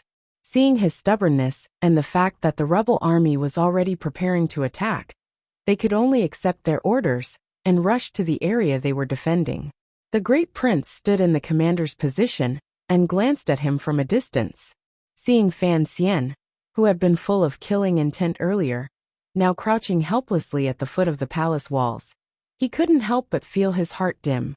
"Who the scholar? I'll have to trouble you to buy some time." Fan Xian lowered his head and spoke in a quiet voice. Who the scholar glanced at him with concern and sighed. He walked to the side of the palace walls and spoke in a loud voice. The third prince anxiously stood guard by his side. He didn't know how Fan Xian was right now. Fan Xian simply sat down on the foot of the palace walls and buried his head deeply between his legs. Breathing with difficulty, he looked very pitiful. He was like a homeless cat on a rainy night. Faintly, who the scholar's righteous and awe-inspiring words reached his ears. It seemed that he was carrying out his final conversation with the crown prince. Although these words floated into Fan Xian's ears, he was not able to hear a single word clearly. However, he had confidence in who the scholar. Since he was buying time, he had to buy it for a while. The problem Fan Xian faced was the chaos in his mind. After returning to the capital from Dong Mountain, he had done things step by step. In his confrontation with the eldest princess, there had been victories and defeats. Even when he was trapped in the royal palace, he was still full of confidence. The details of many events gave him a faint hint. The eldest princess and crown prince's rebellion had long been calculated by Chen Pingping. Since it was so, when things progressed to the final moment, there would always be a chance to turn the tables. Just as he had thought in the early hours of the morning, there would always be someone coming to save him on colorful auspicious clouds. However, the morning clouds had already dispersed, and the red light was no longer there. Where was the person who would come to save him? A heavy sniper rifle? No, if he hadn't thought through this matter clearly, Fan Xian would not use this trump card. There was a problem. Fan Xian closed his eyes tightly. As he coughed, he quickly turned his head. In the end, he still could not grasp the important point that had flashed through his mind like a goose. He had used up too much of his mind and energy. Fan Xian's coughing grew more and more severe. He slowly opened his eyes. His eyes were completely blood red. After being injured by Yin Xiaoyi, forcing his way into the capital, forcefully breaking into the palace, and laughing and talking without fear on the royal palace, he had already used up all of his energy. He was only relying on the Third Bureau's secret ephedra pills to forcefully stimulate his mind. Fan Xian took a few heavy breaths. Using trembling hands, he took out 2 pungent ephedra pills from his clothes and brought them to his lips. He carelessly chewed a few times and swallowed them. He knew that this medicine was very damaging to the body. In such a dangerous situation, even if he had to drink doves to quench his thirst, he could only gladly endure it. Although Li Qingping didn't know what his teacher was eating, he, who had been concerned about him the entire time, had already guessed that Fan Xian's body had reached the end of its life. His blood-red eyes represented an inauspicious omen. Involuntarily, he nervously and unhappily gripped Fan Xian's hands on his knees. The medicine took effect quickly. Fan Xian's chest felt much more comfortable. It was as if each breath he took in was many times more air than usual. Naturally, his coughing also slowed. However, the lines of blood in his eyes grew denser. Compared to his slightly haggard but full of heroic spirit, he appeared to have a heart-palpitating charm. With a slap, Fan Xian, who was sitting on the ground, suddenly pulled his hand out of Li Qingping's small hands. Like lightning, he reached to the left and grabbed the old woman's feet in the golden palace shoes. Fan Xian didn't turn his head to look. He only coldly said, "You didn't dare to kill yourself in the palace. Now you want to use your death to provoke the crown prince into a fierce attack?" When he stretched out his hand like lightning, the pair of feet in the palace shoes were trying to quietly stand on their tiptoes and move their owner's weak body toward the hard ground below the palace walls. Li Qingping looked at this scene with great terror. He watched as the Empress Dowager's feet were forcefully pressed down by Fan Xian the moment before she jumped off the wall to kill herself. The Empress Dowager had taken the medicine and was already at the end of her life. Fan Xian had not recovered from his heavy injuries. Forcefully increasing his power, he was also almost at the end of his life. However, a murderous aura of death still echoed between these two, grandmother and grandson, who were both at the end of their lives. It was always simple for a person to die. The Empress Dowager looked coldly and hatefully at the side of Fan Xian's face. Seeing the strange redness seeping out of his eyes, she gradually felt pleasure in her heart. No matter how powerful the wicked woman and her son were, in the end, they could not be allowed to exist in this world. This was something that had long been decided by fate. History had long proven this point. However, after Fan Xian said those words, he unexpectedly sank into silence. His eyes stared blankly ahead and gradually furrowed his brows. His eyes gradually lit up, just like when he was looking at Yi Zhong earlier. It was as if he had finally thought through something and made up his mind about something. The negotiations between Hu the scholar and the crown prince had already broken down. The rebel army beat the war drums and began their first attack on the city. Far behind them, in the area of Taiping Square to the left, a heaven-shaking cry of killing rang out. The war drums rang out. Although there was no rain of arrows, there were stray arrows flying through the sky with a whistling sound. Countless rebel soldiers pushed ladders and large carriages covered in oilcloth. Bravely, they braved the giant crossbows and sporadic rain of arrows. Against the rocks falling from the top of the palace walls, they charged forward. In an instant, the foot of the palace walls was filled with wretched cries. The sight of blood flowing and the pain of fire burning filled the air. The morning sun had long risen into the slanting sky. Mercilessly, it watched Jingdo bleed again after a dozen years. Fan Xian slowly rose and emotionlessly watched the scene in front of him. He didn't look at the Empress Dowager beside him. Instead, he said to her, "I've thought through many things." When he pressed down on the Empress Dowager's foot, he couldn't help but think of his grandmother in Danzhou. He thought of the words she had always sternly told him. The Fan family does not need to take sides because we will always stand on the emperor's side. Chapter 567. The stray arrows whistled through the sky, but it was more of a deterrent. Under the crown prince's powerful suppression, the rebel army did not have the courage to rain down a terrifying rain of arrows on the city walls. Thus, the pressure the imperial army guarding the royal palace faced immediately lessened. They only had to face the problem of contact. Although the sounds of killing shook the heavens below the royal palace, it did not cause any losses to the imperial army. Instead, it was the imperial army stationed in the direction of Taiping Square that faced the greatest danger. However, there were many rebel soldiers at the main gate of the royal palace. At this moment, the thousands of rebel soldiers below the city walls had split into 3 rows and formed 3 black lines that pressed forward. It was truly frightening. Muffled sounds continuously rang out from the 4 corner towers of the imperial city. Every sound would tug at the heartstrings of the crowd, and the entire imperial city would tremble. The strong vibrations represented the strength of the city-guarding crossbow. The giant crossbow bolts pierced through the air like black light and mercilessly stabbed into the rebel army's formation.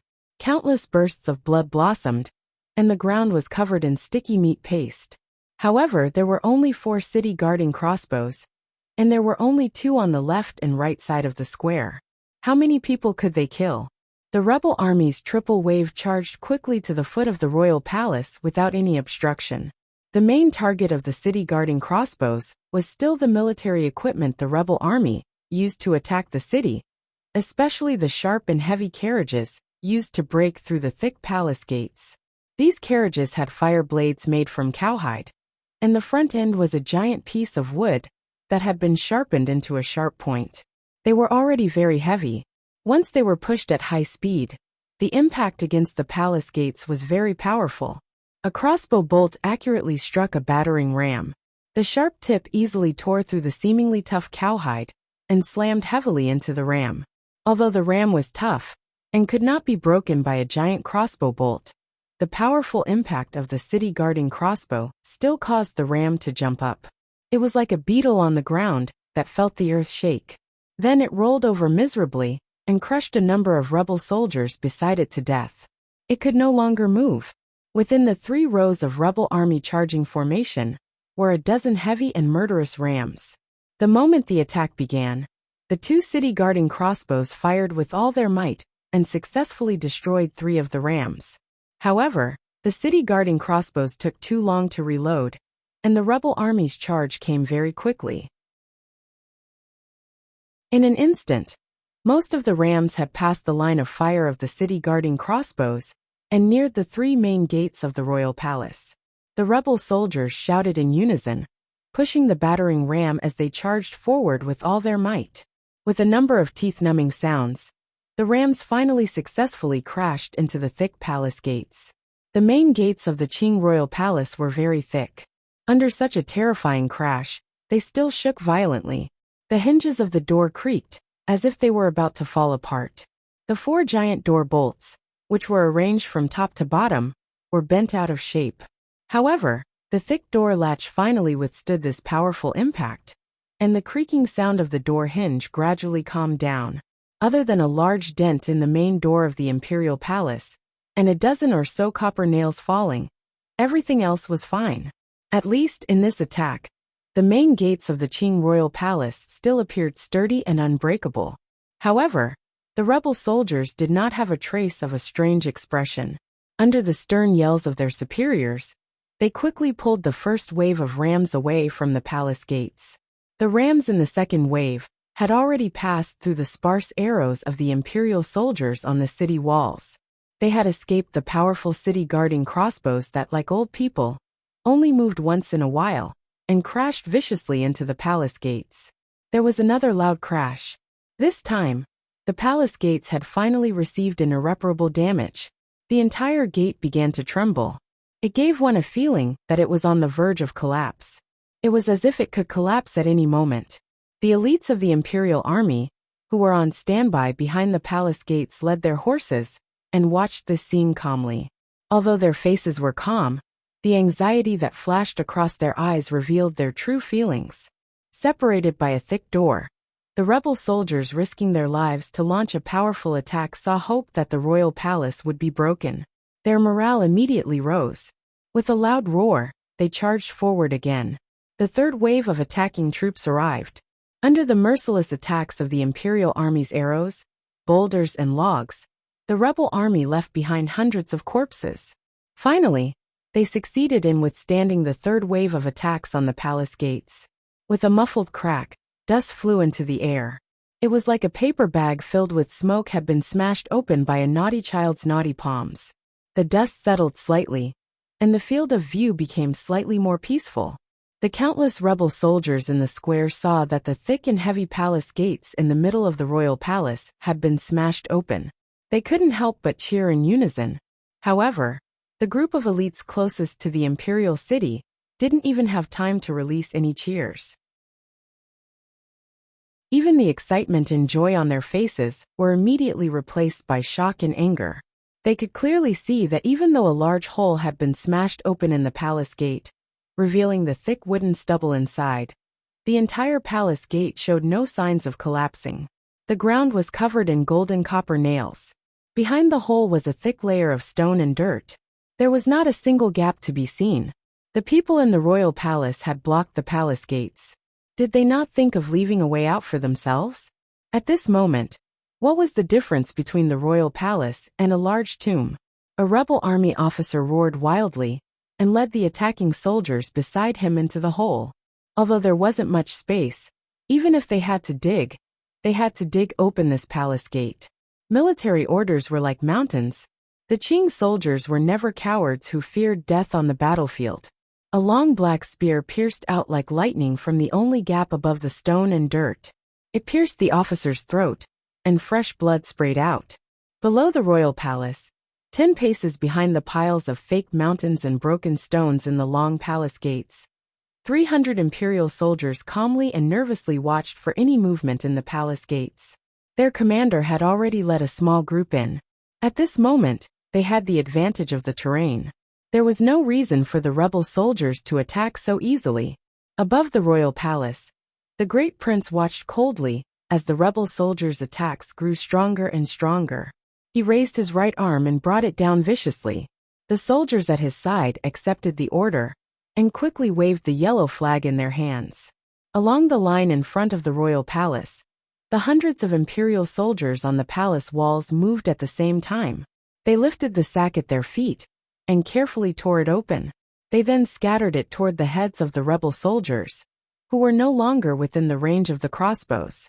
The slightly yellow powder was like dirty snow as it scattered down. In an instant, it enveloped the thousands of rebel soldiers closest to the royal palace. The rebel general paled in shock. He thought it was poison from the Overwatch Council and ordered his subordinates to be careful. It was not poison powder. The third bureau was not Fan Xian's tofu shop. They did not have the ability to produce so much poison. This yellow powder was all crude gunpowder that Fan Xian had ordered taken from the bottom floor of the square building before the imperial soldiers entered the palace in the early hours of the morning. The royal palace had never made preparations to welcome a powerful military attack, so there was no hot oil or anything that could be burned. If it were not for the commissioner of the Overwatch Council, Fan Xian, standing on their side, the battle to defend the city would probably have progressed unusually miserably. The great prince glanced at Fan Xian, who had been calmly watching the rebel army camp in the distance, and gently nodded his head. Fire! The face of the trusted officer, who had been following the great prince, was full of ruthlessness. He gave the order in a loud voice to all of the imperial soldiers on the royal palace walls. The previously sparse rain of arrows on the royal palace walls suddenly exploded with the most concentrated rain of arrows since the start of the battle. Furthermore, these arrows all carried a red light. It was like the inauspicious color that Qin Heng's valiant general saw before he died under Xingyang Gate. The fire arrows arrived below the walls in an instant. They did not need to be precise. They only needed to shoot into the powder. The sky was beautiful. The autumn sun had risen, and the weather was gradually warming up. The morning wind had already left. The powder that had been scattered down was not blown away by the wind, nor was it blown back up the walls as Fan Xian had been worried about. Instead, it formed a large patch of fog that enveloped the thousands of rebel soldiers below the walls. Looking at the beautiful morning scenery of the willow trees by the river bank, one could only see the vague figures inside that were beginning to panic. The fire arrows entered the fog. In an instant, they began to burn at a terrifying speed. Countless flames burned vigorously and quickly connected to form a large sea of fire. It was like a fire dragon lying below the royal palace. It was also like a calm lake illuminated by the golden sun. Gradually, waves began to rise and churn. It was extremely bright and scorching hot. It actually covered the light of the sun in the sky. What about the people in the fog? They howled wretchedly and burned, turning into countless pitiful people on fire. They desperately tried to run out of the fog. However, how could such a large area of burning be endured by normal creatures? Countless people on fire ran wildly on the square. Their wretched cries rose into the sky. The scene appeared unusually terrifying. Not a single burning rebel soldier was able to run back to their camp. Most of them had become charred corpses below the palace walls.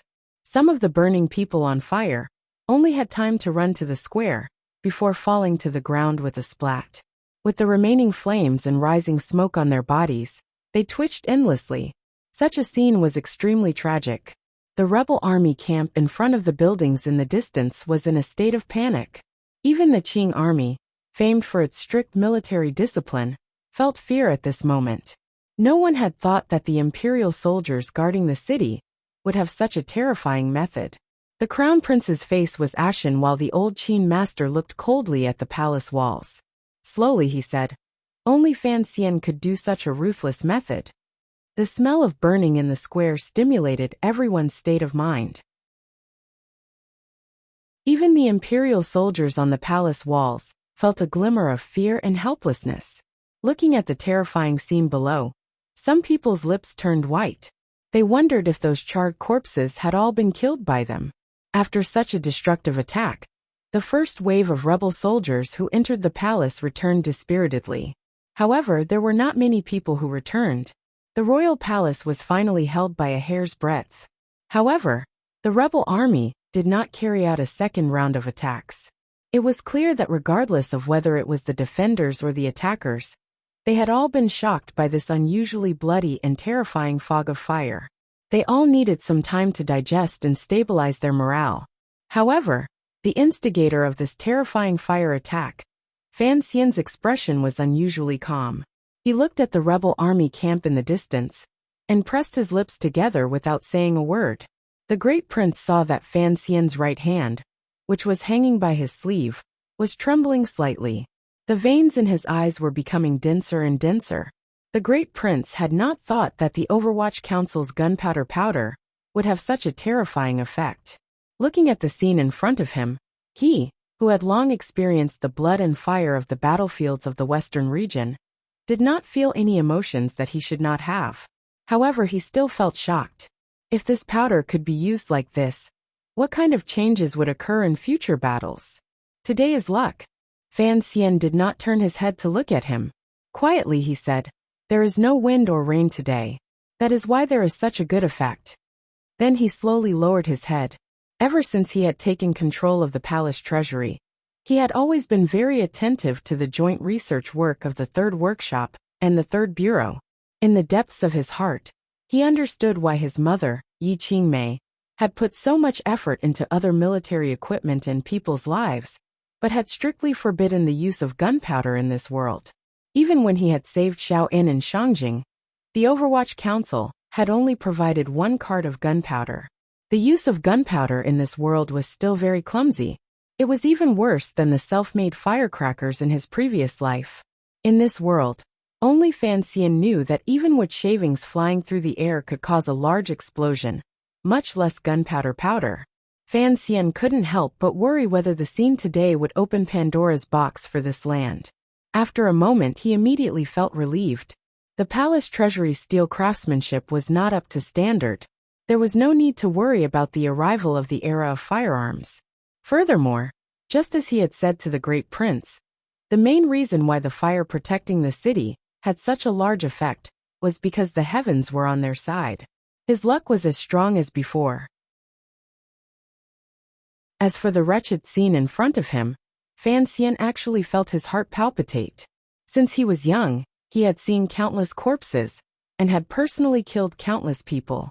But when he personally saw so many charred corpses appear in front of him, he still felt waves of the urge to vomit.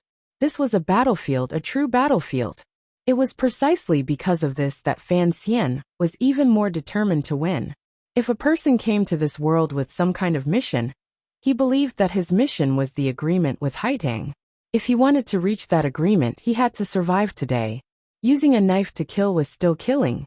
Using a gun to kill was still killing. Using gunpowder to burn people to death was also killing. Other than being a bit more terrifying and ugly, there was not much difference. After all, the rebellion this time belonged to a civil war. The two sides fighting were the elite troops of the Qin kingdom. The scene just now made too many people feel a chill in their hearts. The rebel soldiers returned to their camps to lick their wounds, preparing to once again carry the resentment of revenge and begin an even more powerful attack. The expressions on the faces of the imperial soldiers on the city walls were complicated. Many of them didn't even dare to look at the black-clothed Sir Fan Jr., standing coldly on the city walls. The smell of burning and the remnants of fire were still burning in front of the royal palace. The vermilion palace walls and the green bricks on top of the walls were all burned with streaks of color. It looked like this beautiful and solemn royal palace had been ruthlessly slashed with countless scars by a knife.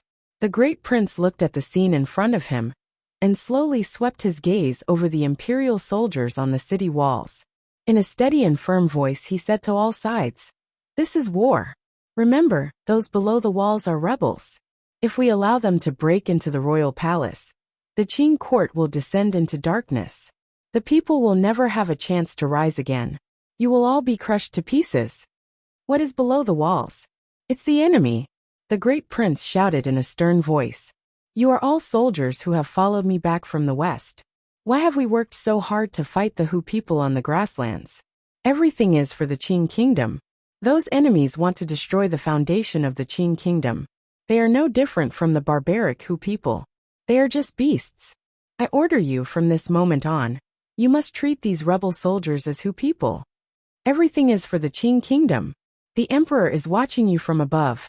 These were not hot-blooded words, but coming from the commander's mouth, they had a surprising effect of comforting people's hearts. The eyes of the imperial soldiers on the city walls gradually lit up, no longer as dim and lost as they had been earlier. For the Qing kingdom, everyone on the palace walls cried out. Even the third prince, who was standing by Fan Xian's side, was no exception. Only the Empress Dowager, who had been firmly restrained by Fan Xian, had a glimmer of mockery and panic flash through her eyes. A wave of heavy footsteps rang out on the city walls. A group of eunuchs, under the watch of Overwatch Council officials, carried 3 black coffins with difficulty to the top of the city walls. The coffins landed heavily on the city walls and made a few muffled thuds. Everyone looked at the 3 coffins in astonishment. Fan Xian gently held the third prince's hand and stood behind the great prince. To the imperial soldiers, officials, and Overwatch Council subordinates around him, he quietly said, "We are the emperor's officials. We have received the emperor's posthumous edict to stop those rebellious plots. Regardless of whether we succeed or fail, we will not retreat a single step." The great prince's expression was solemn. He continued Fan Xian's words and said, "There are 3 coffins here. Qingping, and Ji, and I will each have one. If the royal palace is broken into, the 3 of us will die here. This can be considered filial piety to father and loyalty to the Qing kingdom." He glanced at everyone and then slowly said, "Defend the palace to the death. Does everyone have confidence?" Even the cliched method of carrying coffins to battle had been brought out by Fan Xian. How could the soldiers not feel their blood boil? In unison they cried out, "Yes." Fan Xian held Li Qingping's hand and said in an even voice, "Are you afraid?" The third prince thought for a bit and shook his head forcefully. "No. Father's son will not be afraid." "All right." Fan Xian glanced at him with a slight smile and didn't say anything more. He only thought that if the change did not happen and the royal palace was actually broken, he could only take the third prince and flee to the ends of the world. He could only hope that this kid wouldn't scold him when the time came. In the distance, the rebel soldiers began to gather again. The morale that had been suppressed by Fan Xian's evil plan seemed to have successfully turned into resentment toward the royal palace. Most of the Qing kingdom's troops had been on the battlefield for a long time. Their ability to mobilize soldiers was not inferior to anyone else's. The gazes of the rebel soldiers toward the royal palace began to fill with naked murderous intent. The sea of fire appeared terrifying, but in reality, it did not cause much damage to the rebel soldiers. Fan Xian looked at the scene in front of him and couldn't help his heart tremble slightly. He thought to himself that if he had calculated wrong, the following steps would probably kill many people on his side. He knew that he was completely unfamiliar with military affairs. So from beginning to end, he had not made any suggestions about the great prince's arrangement of troops. Instead, he calmly acted as a spectator and helper. At this moment, he was going to make an unusually daring suggestion. "How many imperial soldiers do we have left?" 2,700. "Basically, we haven't lost much." Fan Xian tilted his head and listened as the sounds of fighting in Taiping Square grew quieter. He furrowed his brows slightly and said, "Do you think we can hold it?" The great prince's sword-like brows were smeared with a layer of murderous intent. Straightforwardly, he said, "Even if father personally led troops, we wouldn't be able to hold it." A glimmer of self-mockery suddenly flashed through the corners of his lips. "The disparity between us and the enemy is too great. If the Western Expedition Army had not been disbanded by father, if I led, no, even if I only led 1/3 of the Western Expedition Army, I would still dare to fight a decisive battle against the rebel soldiers below. The great prince took a deep breath. However, don't worry. Even if we lose, we won't lose so badly. The generals and soldiers under my command have all eaten Hu people's meat and drank Hu people's blood on the grasslands.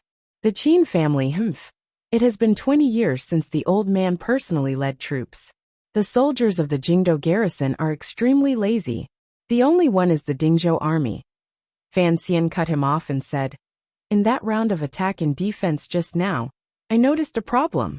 What problem? Fan Xian moved closer to the great prince's ear and quietly said a few words. What are you thinking about? A cold light flashed through the great prince's eyes. I'm thinking about gambling. Fan Xian lowered his head and faintly said, we no longer have any trump cards in our hands. If we continue like this, we will eventually die. The great prince furrowed his brows and said, war is not child's play. What you're saying is too absurd. Fan Xian smiled bitterly. It is indeed absurd. However, I truly can't think of any opportunity to turn the tables. He turned his head and glanced at the 3 coffins glowing with black light. His gaze gradually became determined. He still had a trump card, but he had not seen everyone's trump card clearly. No matter what, he would not use it. The great prince was silent for a moment and then suddenly said, how do you want to gamble? Dig up the rocks at the palace gates. Fan Xian raised his face and looked through the slightly warm air of the square at the commander of the Dingzhou army, Yi Zhong, who was quietly saying something to the second prince. His gaze narrowed slightly. We should be prepared to charge out at any moment and give ourselves a chance. He then smiled warmly and said, give the world a surprise. Coincidentally, Yi Zhong, who was in the middle of a secret discussion with the second prince, seemed to feel the gaze from the palace walls. He raised his head and glanced back with unusual calmness and coldness. Ahem, when the great prince said this is war, I almost couldn't resist writing that all is fair in war. Everyone should know that I am the worst at writing these things. When I first conceived of Qing Yu's year, I made a great wish that I would try to learn and improve my abilities in this area. I am still not very good, but please see my progress and hard work. P.S. I don't know who wrote the KFC's Qing Yu's year review in the book review section. I just thought it was very funny. I don't know if that book friend knows me in real life, but most of his spoilers are definitely wrong. I was mad and changed the wrong words 3 times. It is now 6:08. To the friends who subscribed earlier, I apologize. Recently there have been too many wrong words. No matter how mad I am, this is the 4th time I've changed the wrong words. I've actually changed them before, but there are still so many. This is 6:09. Sorry.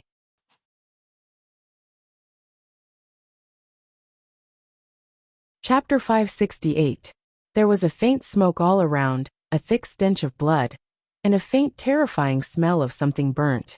The entire capital was in chaos. Other than the left and right of the royal palace, no one knew where else there was killing and strangling. The faint sounds of killing did not stop for a moment. The second prince furrowed his brows and stared in a daze at the blurry scene on the palace walls. Lowering his voice, he said, they won't be able to hold it. It's just a matter of how long they can last. All of the messengers my aunt arranged around Jingdo have been killed. It is impossible for reinforcements to come. Given Fan Xian's personality, he knows it's a dead end. Why would he fight so bravely? If it were any other time, he would have run a long time ago. Yi Zhong's armor was heavy and old and suffused with a dim light. This important figure in the Qing military glanced at his son-in-law. His eyes flashed slightly. Slowly he said, there are so many people in the palace. How can he run? Everyone admitted that if Fan Xian led the Overwatch Council people and ran as soon as he saw the situation was not right, it would be difficult to dig him out in Jingdo, where hundreds of thousands of people lived, even if the eldest princess had many soldiers under her command. Everyone acknowledged Fan Xian's tyrannical strength and ability to escape. Yi Zhong was silent for a moment, and then said, since Fan Xian isn't running, then he must have something to rely on. The second prince's expression calmed. This noble had listened to his aunt's suggestion and temporarily suppressed his ambitions to stand behind the crown prince, waving flags and shouting war cries. However, the string in his heart had long been plucked countless times. However, the situation was not set in stone. He would not do anything too crazy, particularly compared to the crown prince. He was more afraid of Fan Xian's existence. Fan Xian's attack on the second prince was not only a blow to his strength, but also a great blow to his spirit. The second prince took a deep breath and said, "Fan Xian will always pull out his trump card at unexpected times. I have never underestimated him." Yi Zhong suddenly coldly cut him off. "However, we can no longer preserve our strength. The great prince is leading thousands of imperial soldiers to defend the royal palace to the death. He also has the Overwatch Council's secret support. His strength is much more tyrannical than we originally thought. As for Taiping District, if we don't go all out to attack, I'm afraid there will be variables if we drag on." The second prince slowly lowered his head and thought about something in his heart. This time, the Qin and Yi families had formed a rebel army to surround the palace. Nominally, they both supported the crown prince's succession.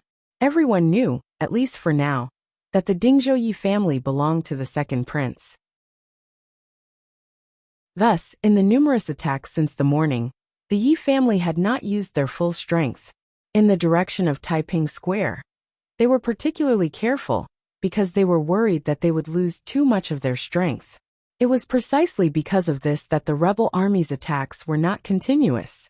And all of this was something that the second prince had tacitly agreed to. Yi Zhong glanced at his son-in-law and said in a deep voice, "I trust that Fan Xian has already seen this. I think he will immediately use this to drive a wedge between you and the crown prince. At this juncture, please put aside your past thoughts and first help the crown prince enter the palace." The second prince took a deep breath. A warm smile rose to his face as he nodded. "Father-in-law is right.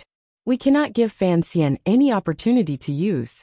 If the crown prince and I continue to be suspicious of each other, it will only make the three brothers in the palace happy." He turned his head to glance at Yi Zhong and solemnly said, "Have the crown prince and old Qin master attack without worry. I'll go to the central camp and ask for the crown prince's instructions." Yi Zhong furrowed his brows slightly. He knew that the second prince was going to use him as a hostage and use his safety to ensure the unity and will of the tens of thousands of rebel soldiers. He was not going to give Fan Xian any opportunity to use them. It's too dangerous. The commander of the Dingzhou army slowly closed his eyes. "As the deputy general, I should go to the central camp to give orders. I'll just take a few trusted soldiers there. The Dingzhou army will be handed over to your highness to deal with. As for all matters regarding the attack on the city, the central camp will send out military orders. There won't be a situation where it is difficult to deliver military orders." The second prince paused. A moment later, he was moved and said with concern, "Father-in-law, be careful." Just as the second prince and Yi Zhong expected, seeing that the Dingzhou army was preserving their strength, Fan Xian would not let go of this opportunity to sow discord. Standing on the top of the city walls and gazing at the rebel army's central camp, he once again began to call out to the crown prince. At this moment, the attack below the city walls was particularly urgent. The sound of drums was like thunder. Cries for killing rose from all directions. There were rebel soldiers climbing up ladders and beginning to brave arrows and rolling stones as they climbed toward the top of the city walls. It was at such a tense moment, and in such a noisy and dangerous environment, that Fan Xian's every word was branded into the ears of all of the rebel soldiers and Qin family generals. He only called out one thing toward the bottom of the palace walls. "Old thief Qin, so many of your people have died. Does it not hurt?" There was not a single word that mentioned the Yi family or the Dingzhou army. However, bodies were scattered across the square. The charred remains of the terrifying rebel soldiers still gave off a nauseating smell.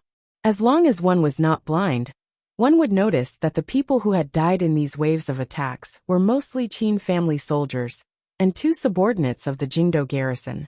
Dingzhou had not suffered many losses. After these words were said, the leaders of the rebel army's central camp were all surprised. The crown prince smiled slightly and said to the generals beside him, "Only an idiot would believe such childish sowing discord." Even a blind person could hear Fan Xian's intentions in such an open provocation. Only an idiot would foolishly fall for his trap and begin to suspect each other's intentions. Although the crown prince and second prince had once fought to the death in court, after experiencing the Dong Mountain incident, and under the eldest princess' gentle and powerful suppression, they had no choice but to work closely together. The Tuli princes were not idiots. They knew that they had to maintain a semblance of unity and cooperation.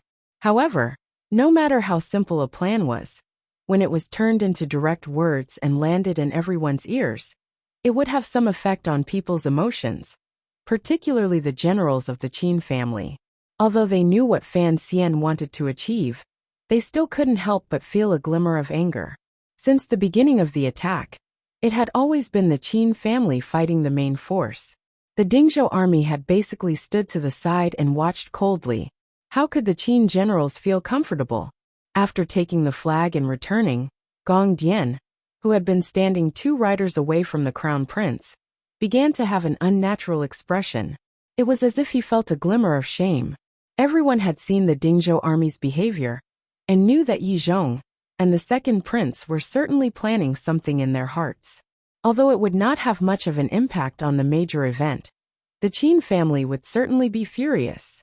The crown prince glanced warmly at Gong Dian and said, "Fan Xian knows that he has already entered a dead end, which is why he would do such senseless actions.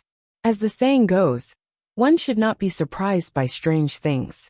There are only so many people in the palace. I will use the army to suppress them. As long as we do not fall into chaos ourselves, the major event will eventually succeed. I hope everyone will work hard." "Yes, Your Highness." The generals by his side all bowed. They knew that what the crown prince said was the correct path. Using the proper path to win through unusual means. If the correct path was magnanimous and powerful, why care about unusual means? With just a slight mention, the crown prince crushed Fan Xian's words and tossed them away. The generals began to get busy again. The crown prince and the old Qin master said something in a low voice. At the same time, they turned their gaze toward the top of the palace walls. At this moment, a soldier holding a flag arrived on a fast horse. Under everyone's slightly strange gaze, he reported in a loud voice, "Deputy Commander Yi Zhong is here to ask for the crown prince's order." The crown prince was slightly startled, but his eyes lit up. To the side, the old Qin master suddenly opened his eyes. A cold light shone out but immediately calmed down. The situation was already set. The old Qin master couldn't help but begin to think about his only son, Qin Heng. He wondered what kind of blow he had suffered at Jingyang Gate, and why he had not returned to his troops yet. Although Yi Zhong's arrival was sudden, the old Qin master's heart only jumped slightly before he let it go. The old master guessed why Yi Zhong had come, but he was not worried that Yi Zhong would steal any of the Qin family's achievements. The Qin family's contribution in helping the crown prince to the throne was something no one could deny. As long as the crown prince ascended to the throne and became emperor, the Qin family could at least enjoy decades of peace after the old master died. The crown prince's glimmer of surprise and joy was because he had other thoughts. He knew that Yi Zhong had come because he didn't want Fan Xian's words to affect today's grand plan. However, this respect for him and the importance he placed on the overall situation made the crown prince see a glimmer of light. Fan Xian had placed the Empress Dowager and the Empress Dowager's medallions on the top of the palace walls. The crown prince and the old Qin master had had a fierce conflict. Although the crown prince had forcefully suppressed the thoughts of the Qin family's generals, he had other thoughts in his heart, thoughts that Fan Xian wanted him to have. A few days ago, the crown prince and the Empress Dowager had discussed deeply a number of times. They had never made up their minds to have the Qin family lead troops into the capital. They were afraid that the military would dominate in the future. Looking at the situation, the crown prince knew that in the end, he was not his father. His influence on the military was still too small. He had to find some way to balance things out. Yi Zhong's sudden arrival made the crown prince find a glimmer of a possibility. Yi Zhong was the second prince's father-in-law. Logically speaking, he should be the person the crown prince was most wary of. However, the crown prince did not think that the alliance in this world would last forever. Everything was related to profit, and had nothing to do with feelings and family. He was the true crown prince, and was about to ascend to the throne. The Yi family's support of him was much more beneficial than supporting the second prince. Of course, he did not dare hope that the Yi family would suddenly turn to him. These things were problems to be considered a long time later. However, he had discovered this possibility. Li Chengqian felt a slight bitterness in his heart. The group of people below the palace walls were all traitors and immoral. What wouldn't they do? Yi Zhong entered the ranks and bowed solemnly to the crown prince. He reported the battle situation in Taiping Square. His trusted soldiers were far away outside the camp. Although the Qin family would not guard against him, they would not allow him to bring his trusted soldiers in. The old Qin master narrowed his eyes and nodded slightly toward Yi Zhong in greeting. Yi Zhong's expression was slightly dark. He was extremely calm. The siege continued. Arrows flew past in all directions. The sound of killing did not stop. There were already clear casualties among the imperial army. However, the royal palace was tall. The palace gates were filled with mountain rocks and sand, so they could still hold. Fan Xian narrowed his eyes as he watched the deaths happen in front of him. He didn't know what he was feeling. At this time, the great prince had already tidied up his light armor and removed the long sword at his waist. He took the long knife he had used to dominate the battlefield from his trusted soldier's hands and silently walked past behind him. Fan Xian suddenly stretched out his hand and grabbed his shoulder. In a low voice he said, "It's better if I go. I admit that you are very powerful, but leading soldiers to charge is not an assassination by one person." The great prince furrowed his brows and said, "It's better if I do this kind of thing. Watch the top of the palace walls. My mother's life is in your hands." Fan Xian was silent. He knew he would not be able to persuade this brother of his, who was about to go into battle. The great prince looked at him and suddenly said, "I wonder if I've gone crazy. To think that I'm going to take these hundreds of people to charge into the camp without knowing anything." He laughed bitterly and spat on the ground. "After I die, if you can escape, remember to burn some paper money for me every year." Fan Xian smiled bitterly. He knew that the custom of the Li family was to burn paper money. Hearing these words, he couldn't help but pat the great prince's shoulder. A moment later he didn't say anything. He only squeezed out, "Big brother, be careful." Hearing the word big brother, the great prince laughed brightly and said, "To suddenly have you admit that I am your big brother at the moment of death is not bad." The great prince knew that Fan Xian didn't even want to acknowledge his father, yet he was willing to acknowledge him as his big brother. There were true emotions within. Fan Xian turned his head and watched the great prince and the imperial army members who were ready and waiting to go into the distance. He watched as they gently stroked the remaining 200 or so warhorses in the royal palace. His gaze gradually grew gentle. He knew that if he lost this gamble, he might have a chance to turn things around. However, these people, as well as most of the people in the palace, would pay with their lives for his gamble. "If you all die, I will use a few years to kill everyone in the Li family to avenge you," Fan Xian said to himself in his heart. Fan Xian thought to himself. His gaze slowly swept past the top of the palace walls and the bottom of the palace walls. It swept past the imperial soldiers, who were bravely resisting the rebel army. He looked at the Overwatch Council's trusted aides who held fast to the crossbows and were responsible for various communications. He looked at the scholars Hu and Shu, who stood with pale faces in front of the palace walls. Shu Wu's white beard floated in the wind and was disheveled. Fan Xian's heart dimmed slightly. He didn't know if this was the last time he would see these people's lively faces. He lowered his head and said a few words to the third prince, Li Qingping. With a clap of his hands, he flipped up and stood on the 3 coffins on the palace walls. The autumn sun was nearing noon, but it suddenly burrowed into the dark clouds that had drifted over. The 3 coffins on the palace walls were painted completely black. Fan Xian was also completely black. He stood calmly on them. facing the slightly cold wind, and looking at all of this vexing scene. Everyone on the palace walls saw this scene. The blood-soaked soldiers didn't have the leisure to watch. However, the people in the rebel army camp couldn't help but feel a chill in their hearts when they saw the black-clothed man standing against the wind on the palace walls. From the start of the battle until now, Fan Xian's little tricks had not had much effect. After Yi Zhong met with the crown prince, there were finally some small changes in the rebel army camp. The entire rebel army camp began to slowly and methodically change formations. The Dingzhou army had to replace the old Qin family and take on a portion of the responsibility of the traitors. This was the scene Fan Xian wanted to see. He watched all of this and found that although the Qing army was well trained, the Yi and Qin families rarely cooperated. When they changed formations, a few gaps finally appeared on the battle lines. The Dingzhou army was still far from moving into position. The Qin family still occupied the center. It was only the spiderweb-like alleys on the upper left that revealed their openings. Fan Xian did not have much military training, but he knew that he could not use those gaps. He could only silently pray in his heart that the good luck that had accompanied him for 20 years would shine brightly at this moment. It was as if heaven had its own will in the dark, and the will of heaven had heard the prayer in Fan Xian's heart.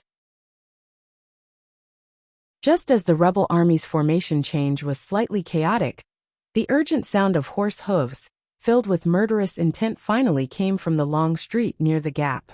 Fan Xian's spirit rose. Focusing his gaze became very cold. It was not reinforcements. It was Qin Heng. After experiencing the cruel attack at Jingyang Gate, Qin Heng, who had personally experienced the Nanjiao War and was a general behind a family of generals, finally relied on his powerful 5,000 riders to break through the combined attack of the Overwatch Council and Imperial Army riders. After a delay of 2 hours, he finally arrived at the royal palace. In an instant, it could be seen that Qin Heng's subordinates had already charged to the end of the street. It could be seen that the riders were covered in blood and wounds. Of the 5,000 riders, only 3,000 remained. One could imagine how tragic the attack at Jingyang Gate had been. The tip of Fan Xian's heart ached like it had been pierced by a needle. He knew that his most loyal Overwatch Council subordinates had probably suffered heavy losses at Jingyang Gate. No one knew how many had died or been injured. As for the group of Imperial Army the Great Prince had sent out, presumably, they had been completely wiped out. A bitter taste of blood rolled between his lips and tongue. After 2 coughs, Fan Xian stared with blood-red eyes. He knew that while the tyrannical ephedra pill had forcefully raised his realm, it had also deeply injured his heart meridians. He only stared at the opening and watched as the group of riders led by Qin Heng appeared in front of everyone's eyes through smoke and blood. "Do it!" He covered his bleeding lips and spoke indistinctly. Although the order was unclear and his voice was very low, the member of the Qinian unit, who had been waiting by his side the entire time, did not hesitate at all. He raised his right arm and pulled with all his might. The signal arrow in his hand shot into the sky. In the dark and gloomy sky, it exploded into a beautiful firework. From last night until now, it was the second firework in Jingdou. The moment the signal went out, waves of strange sounds rang out from the private residences behind the square in front of the royal palace, attracting the attention of many people. In the middle of the 3 streets to the front and left, a rush of horse hooves suddenly rang out. Qin Heng's riders had already arrived, so where did the sound of horse hooves come from? Who were these determined and hurried riders? Who were even faster and more murderous than the Qin family's blood-soaked riders?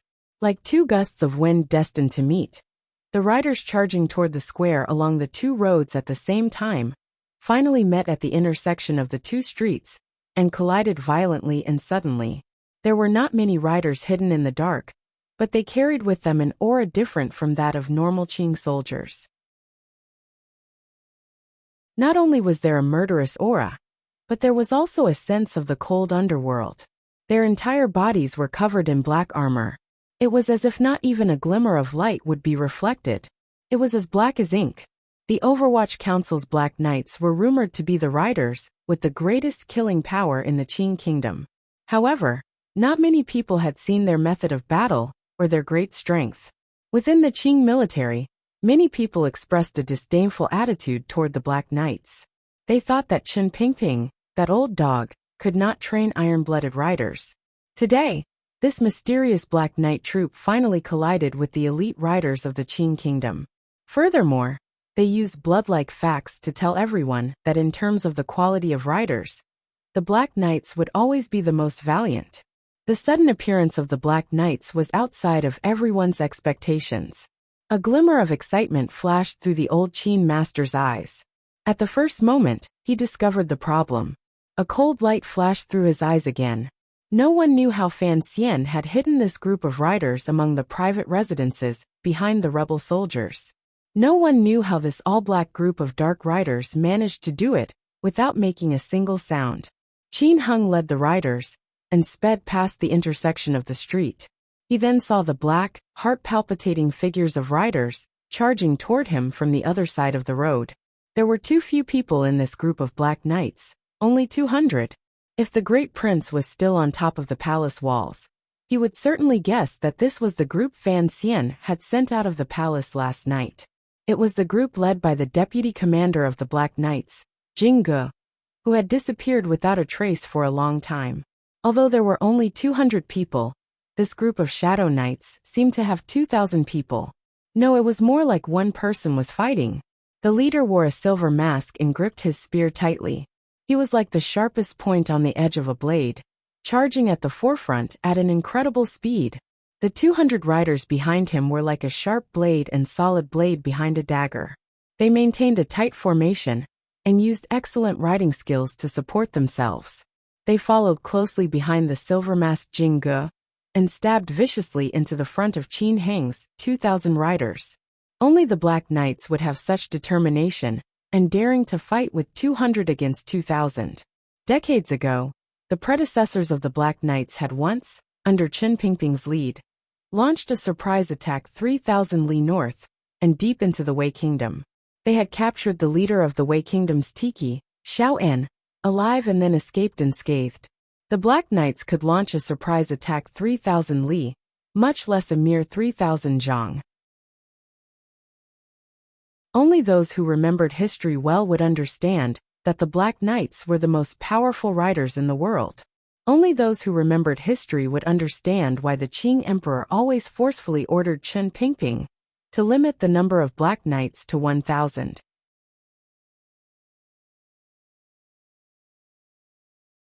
Chapter 569. Because it was difficult to write, it was a bit slow. The contents of this chapter satisfied my long-suppressed desire for a story. I wrote what I wanted to write. I am very pleased. At the T-junction, the two groups of riders, who were going to use their collisions to decide life and death, swept out of their respective alleys like two gusts of wind. In the empty space in the northwest corner of the square in front of the palace, they collided together viciously. In the instant before the collision, the black cavalrymen, who were charging forward at high speed, were fully armored. They held the reins in one hand, and did not hold any swords or spears in the other. Instead, they held their crossbows horizontally. Before anyone could react, they pulled the trigger. The Qing Kingdom's riders were skilled in the art of mounted archery. In such a head-on charge, they were usually used to facing each other with knives and spears. Basically, no one would use crossbows to charge. The crossbows themselves were heavy. Furthermore, in such a short distance, if one's movement was slightly slower, the two sides would probably collide before the crossbow could be fired. However, the Black Knights were different. From the first day they entered the Overwatch Council, they had developed this habit. Holding the crossbow with one hand, they remained steady. More accurately speaking, the nearly 1,000 Black Knights of the Overwatch Council were in reality a powerful mass assassination and surprise attack weapon. The sound of the arrows breaking through the air rang out. In such a short distance, hundreds of sharp and poisoned crossbow bolts all shot out. They did not give the riders suddenly coming from Xinjiang Gate any chance to resist. After countless muffled sounds, countless riders in the front of the riders suddenly coming from Xinjiang Gate were hit by the crossbow bolts and fell tragically from their horses. However, some persevered on their horses and pulled out knives. With a wild roar, they hacked at the riders coming closer and closer. The Black Knights abandoned their crossbows and pulled out knives from under their saddles. With a backhand slash, the knife turned into a snowy light and directly chopped off the rider's head. 200 Shadow Knights performed the same action at the same time. They abandoned their crossbows cleanly, drew their swords with the force of mountains and rivers, and slashed at the enemy's head with a soul-stirring slash. 200 men neatly performed such a difficult attack, and it looked extremely beautiful on the battlefield. On one side was the group of rebel riders who had bitterly attacked Xingyang Gate. After being strangled for a long time by over 1,000 Overwatch Council subordinates and Imperial soldiers, they had finally managed to clear a path and arrived with great difficulty in front of the royal palace. On one side was the mysterious Black Knights who had endured silently for a long time and built up their strength. Once the commissioner gave the order, they would deliver the Overwatch Council's most powerful attack. The momentum, spirit, and physical strength of both sides were originally not that far apart due to the current situation. However, the gap was suddenly pulled to a point where it was impossible to bear on the battlefield. The 200 Black Knights were like a heated knife. They charged into the Qin family cavalry with incomparable sharpness. They easily and happily cut open a large hole in the formation of the cavalry that had reached into the square of the royal palace. Following the countless spurts of blood and corpses falling from their horses, the Black Knights successfully broke through the Qin family cavalry. They separated Qin Hung and the 300 riders from the main group, making them an isolated army. The Black Knights' riding skills were superb. Amidst their speed, they successfully changed their formation. The entire group suddenly scattered. The riders charging at the very front pulled on the reins to the right. Relying on their extraordinary speed and powerful momentum, they blocked off the main group of riders behind them. The remaining 100 or so Black Knights stabbed to the left like a pack of wolves. They quickly picked their targets and pressed close to where Qin Hung was in the vanguard camp. They stuck closely together and used the knives in their hands to bite and kill. In an instant, the vanguard camp Qin Hung was in had suffered heavy casualties. The hearts of the main group of riders in the back had been shaken by this thunderous attack. For a moment, they were unable to charge forward to help. Although there were many rebel soldiers in the square, there was still a distance between them. Particularly as the rebel army was changing their formation, the situation was slightly chaotic. Looking at the Black Knights' lightning-like speed, no one knew whether or not they would be able to completely kill these hundreds of riders when the main group came to surround them. The hoofs of the horses were like thunder. The horses under the Black Knights silently advanced with all their might. The horses under the Qin family riders neighed and ran wildly, just like the mood of their masters on their backs. The speed of the Black Knights' pursuit was too fast. In a moment, they had chased Qin Hang's vanguard camp into the square for some distance and separated from the main group behind them. This scene was truly frightening to watch. There were rebel soldiers all around them. The old Qin master and Yi Zhong had long reacted. They ordered the rebel soldiers to quickly close up the gap in the northwest. They had to make contact with Qin Hung before the Black Knights succeeded. If they allowed the tens of thousands of rebel soldiers to successfully surround them, no matter how tyrannical the Black Knights were, only death awaited them. Even if the Black Knights successfully followed Fan Xian's orders to kill Qin Hung, they would probably still die in the end. However, the Black Knights, led by Jing Ge, did not seem to consider this at all. Under the gazes of tens of thousands of people, surrounded by countless rebel soldiers, and in the spacious square in front of the palace, they fearlessly chased after the tail of Qin Hang's vanguard camp bravely and somewhat arrogantly. Dusk gradually rose. Under the eyes of tens of thousands of rebel soldiers, 100 or so Black Knights chased after hundreds of elite Qin family riders. This kind of decisive stance, this kind of arrogant and disdainful aura, and this heart-shaking scene would remain in people's memories for a long time. In a dragon of dust, hundreds of riders risked their lives in pursuit from the northwest corner of the square, all the way to the center of the square. Qin Hung was not a weakling. Otherwise, he could not have become the second youngest commander of the Jingdo garrison after Yi Zhong at the age of 30. He also could not have become the deputy of the Bureau of Military Affairs at such a young age. As for the situation on the battlefield, this second-generation leading figure of the Qin family had, without question, his own wisdom and judgment.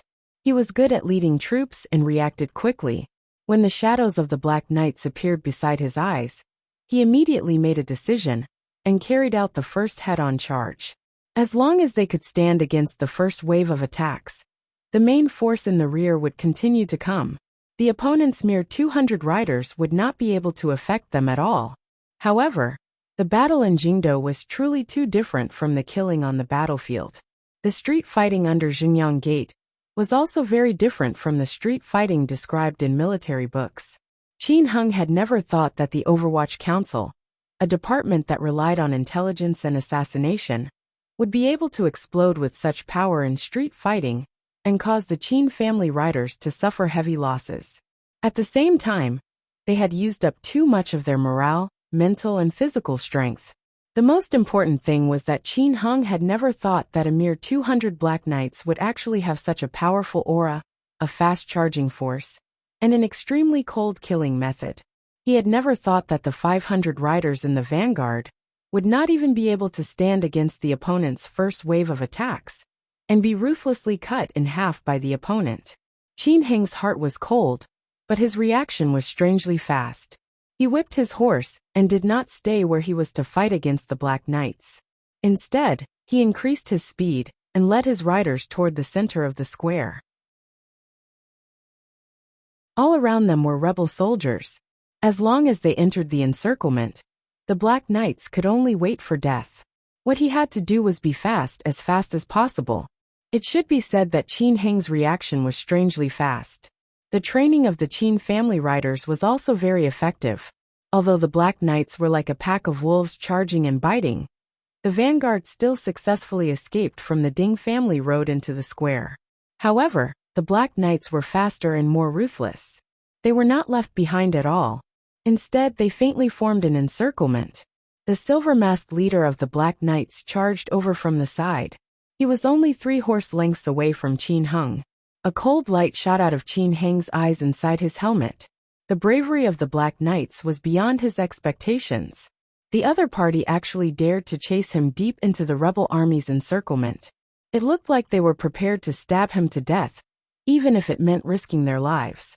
However, he knew that the Black Knight's ambush had already failed. He knew that his old father would not just watch him die. At the same time, the rebel army's camp change was halfway through. They discovered that Qin Hung was in deep danger. Naturally, they sent out 2 large groups to come to his aid. At the same time, they intended to completely wipe out the Black Knights, who seemed to have suddenly descended from the heavens. However, these 2 groups were still some distance away from the Dust Dragon. Most of them were infantry. If they could keep up with the Black Knight's ambush and Qin Heng's extraordinary speed of running for his life.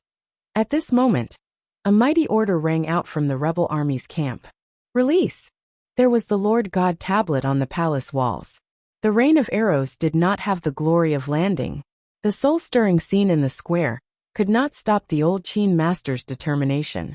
Following this order, countless arrows flew toward the Dust Dragon. The sound of the arrows piercing through the air rang out in a continuous stream. It enveloped all of the riders who were fighting with their lives on the line. They did not care that the Black Knights were chasing their own riders. Qin Hung had long guessed that his father would never have any hesitation on the battlefield. He also knew that this rain of arrows would arrive.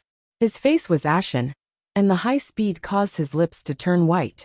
Before the rain of arrows arrived, he had already flipped his body and shot towards the back of his mount. The merciless arrows pierced into everyone's bodies, breaking through the bodies of the charging cavalrymen. The spinning arrows tore through the cavalrymen's light armor, pierced through the human's brittle skin, and pierced into their internal organs and bones. In an instant, the riders on both sides charging at high speed were attacked by the rain of arrows at the same time. One by one, they fell off their horses and fell to the ground. Their bones and flesh separated from their bodies with a series of muffled thuds. Regardless of whether it was the Qin family's riders or the Overwatch Council's Black Knights, they all met the same fate, a wretched fate. Although the Black Knight's armor was specially made by the palace treasury's third workshop and was lighter and better than the Qing army's elite armor, they still suffered heavy losses under this round of arrow rain. The Qin family's own riders also met with a disaster. The crown prince abruptly turned his head and looked at the old Qin master in disbelief. It was as if he had not thought he would give such a terrifying order. Was he not worried about Qin Heng's life or death? Furthermore, these 200 Black Knights could not cause any major damage. To use this rain of arrows to kill without distinguishing between friend and foe, was he not worried that it would destabilize the army's morale? The old Qin master narrowed his eyes. A cold light shone through the two small cracks. Of all the people present, only he knew what the goal of the Black Knights was. Only he knew that if he allowed these 200 Black Knights to continue their pursuit, the vanguard camp led by Qin Heng would not be able to escape before the rebel army's reinforcements arrived. He knew the power of the Black Knights. He thought that Fan Xian's arrangement at Jingyang Gate and the Black Knights lying in ambush here were all because of the words that had made him extremely angry earlier on the palace walls. I want the Qin family line to end without descendants. The old Qin master was a ruthless person. Since Fan Xian wanted to end his line, he would rather do it himself than humbly watch as the people Fan Xian had arranged killed his son. Furthermore, how could the son of the Qin family die so easily? Qin Heng did not die. His mount was covered in arrows. After two mournful cries, it fell heavily toward the ground.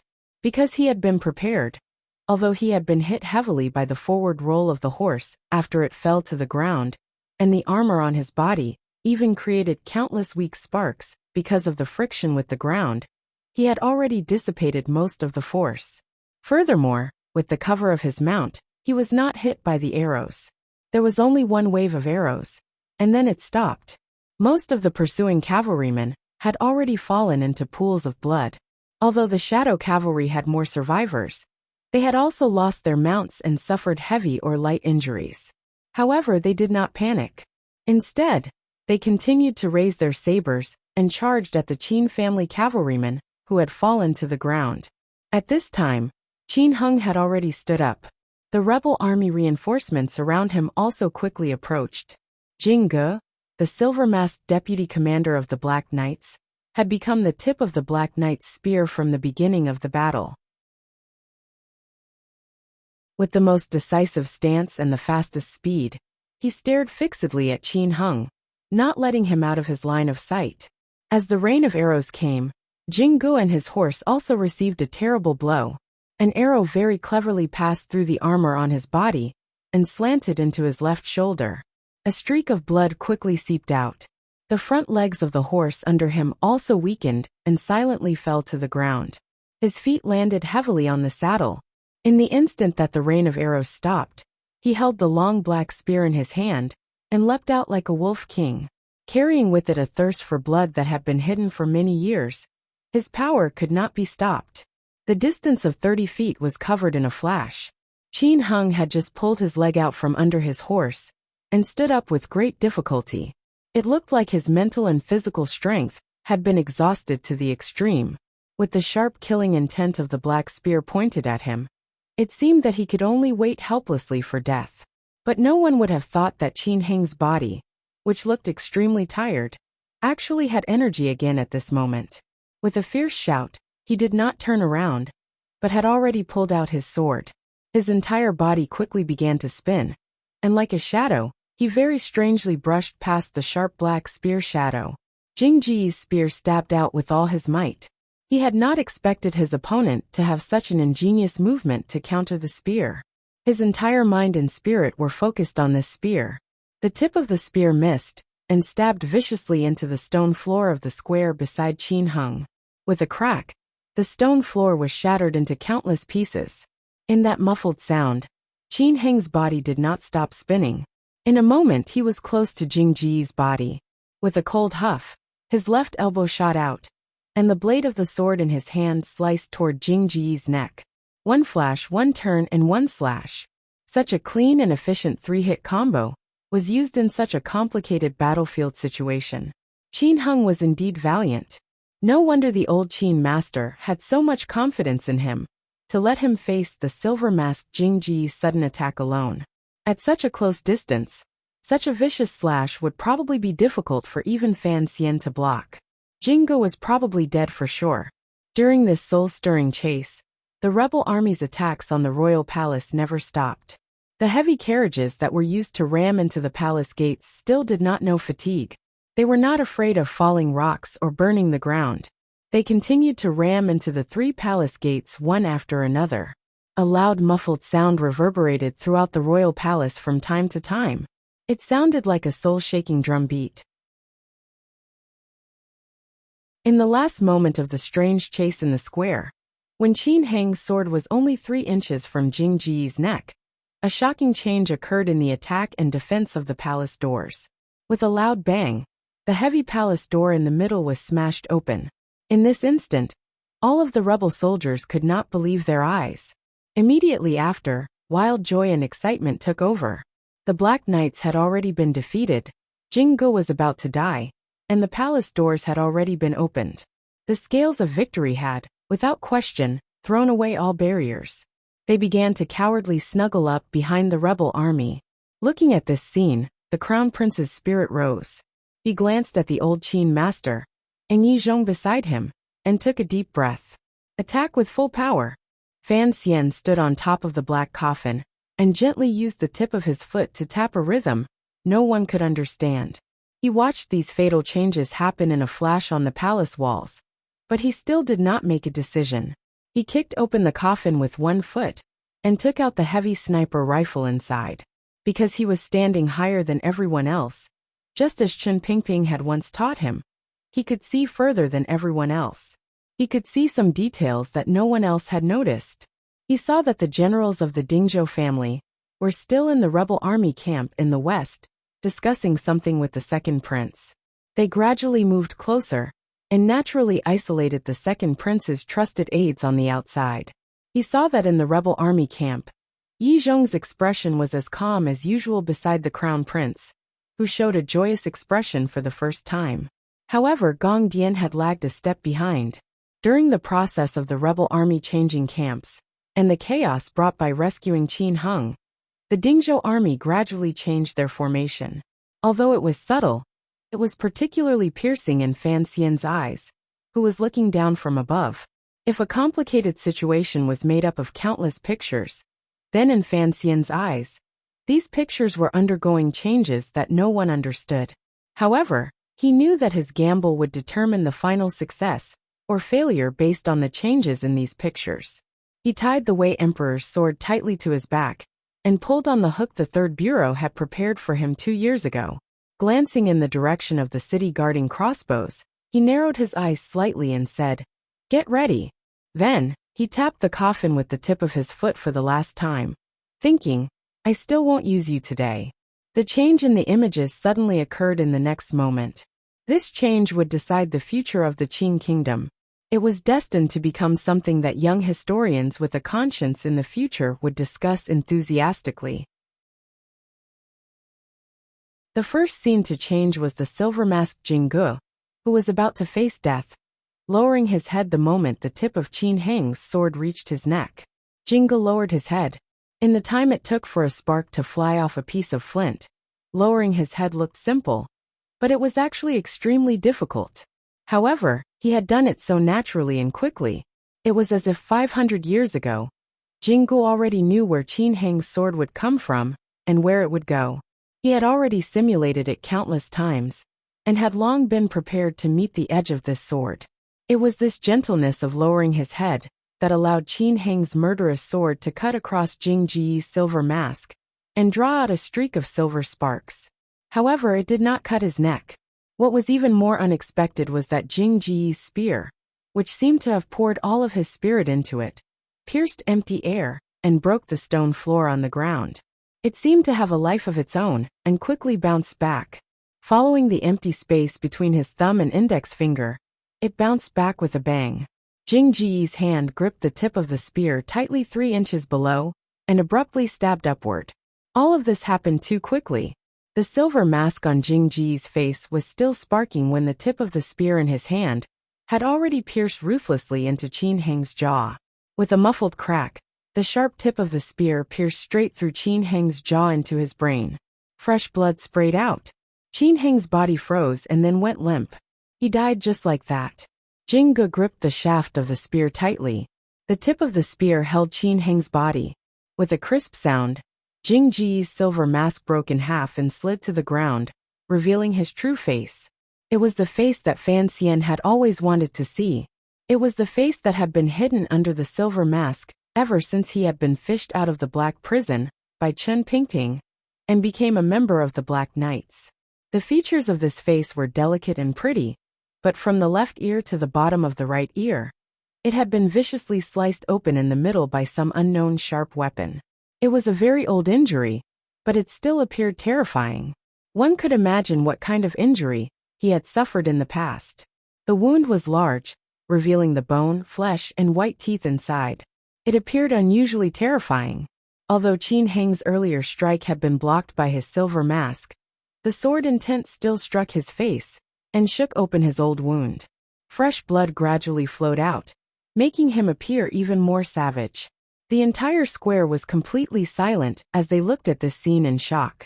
They looked at the savage commander of the Black Knights, using the tip of the spear in his hand to hold up the old Qin master's only son. Involuntarily, they thought of Fan Xian's curse of ending the Qin family line. Fresh blood dripped down from Qin Heng's throat and slid along the longsword to Jing Ji's hand. Jingge was silent. He was thinking back then, your brother had used this move to ruin my face. These years, my hatred toward the Qin family caused me to wear a silver mask and constantly ponder the Qin family's methods on the killing field. Today you still use this move. If you die at my hands, don't cry injustice. Jingge held up Qin Heng's body and looked toward where the old Qin master was in the rebel camp. In a stern voice he said, I am Jingge. You're tuning in to the Li Mei's Sword of Destiny YouTube channel. We're so grateful for your support. And don't forget to subscribe to join us on this incredible journey through captivating stories. Your generosity through donations truly makes a world of difference, as it's the primary source of revenue that allows me to expand and enhance this channel for you. Thank you from the bottom of my heart for being a part of this adventure.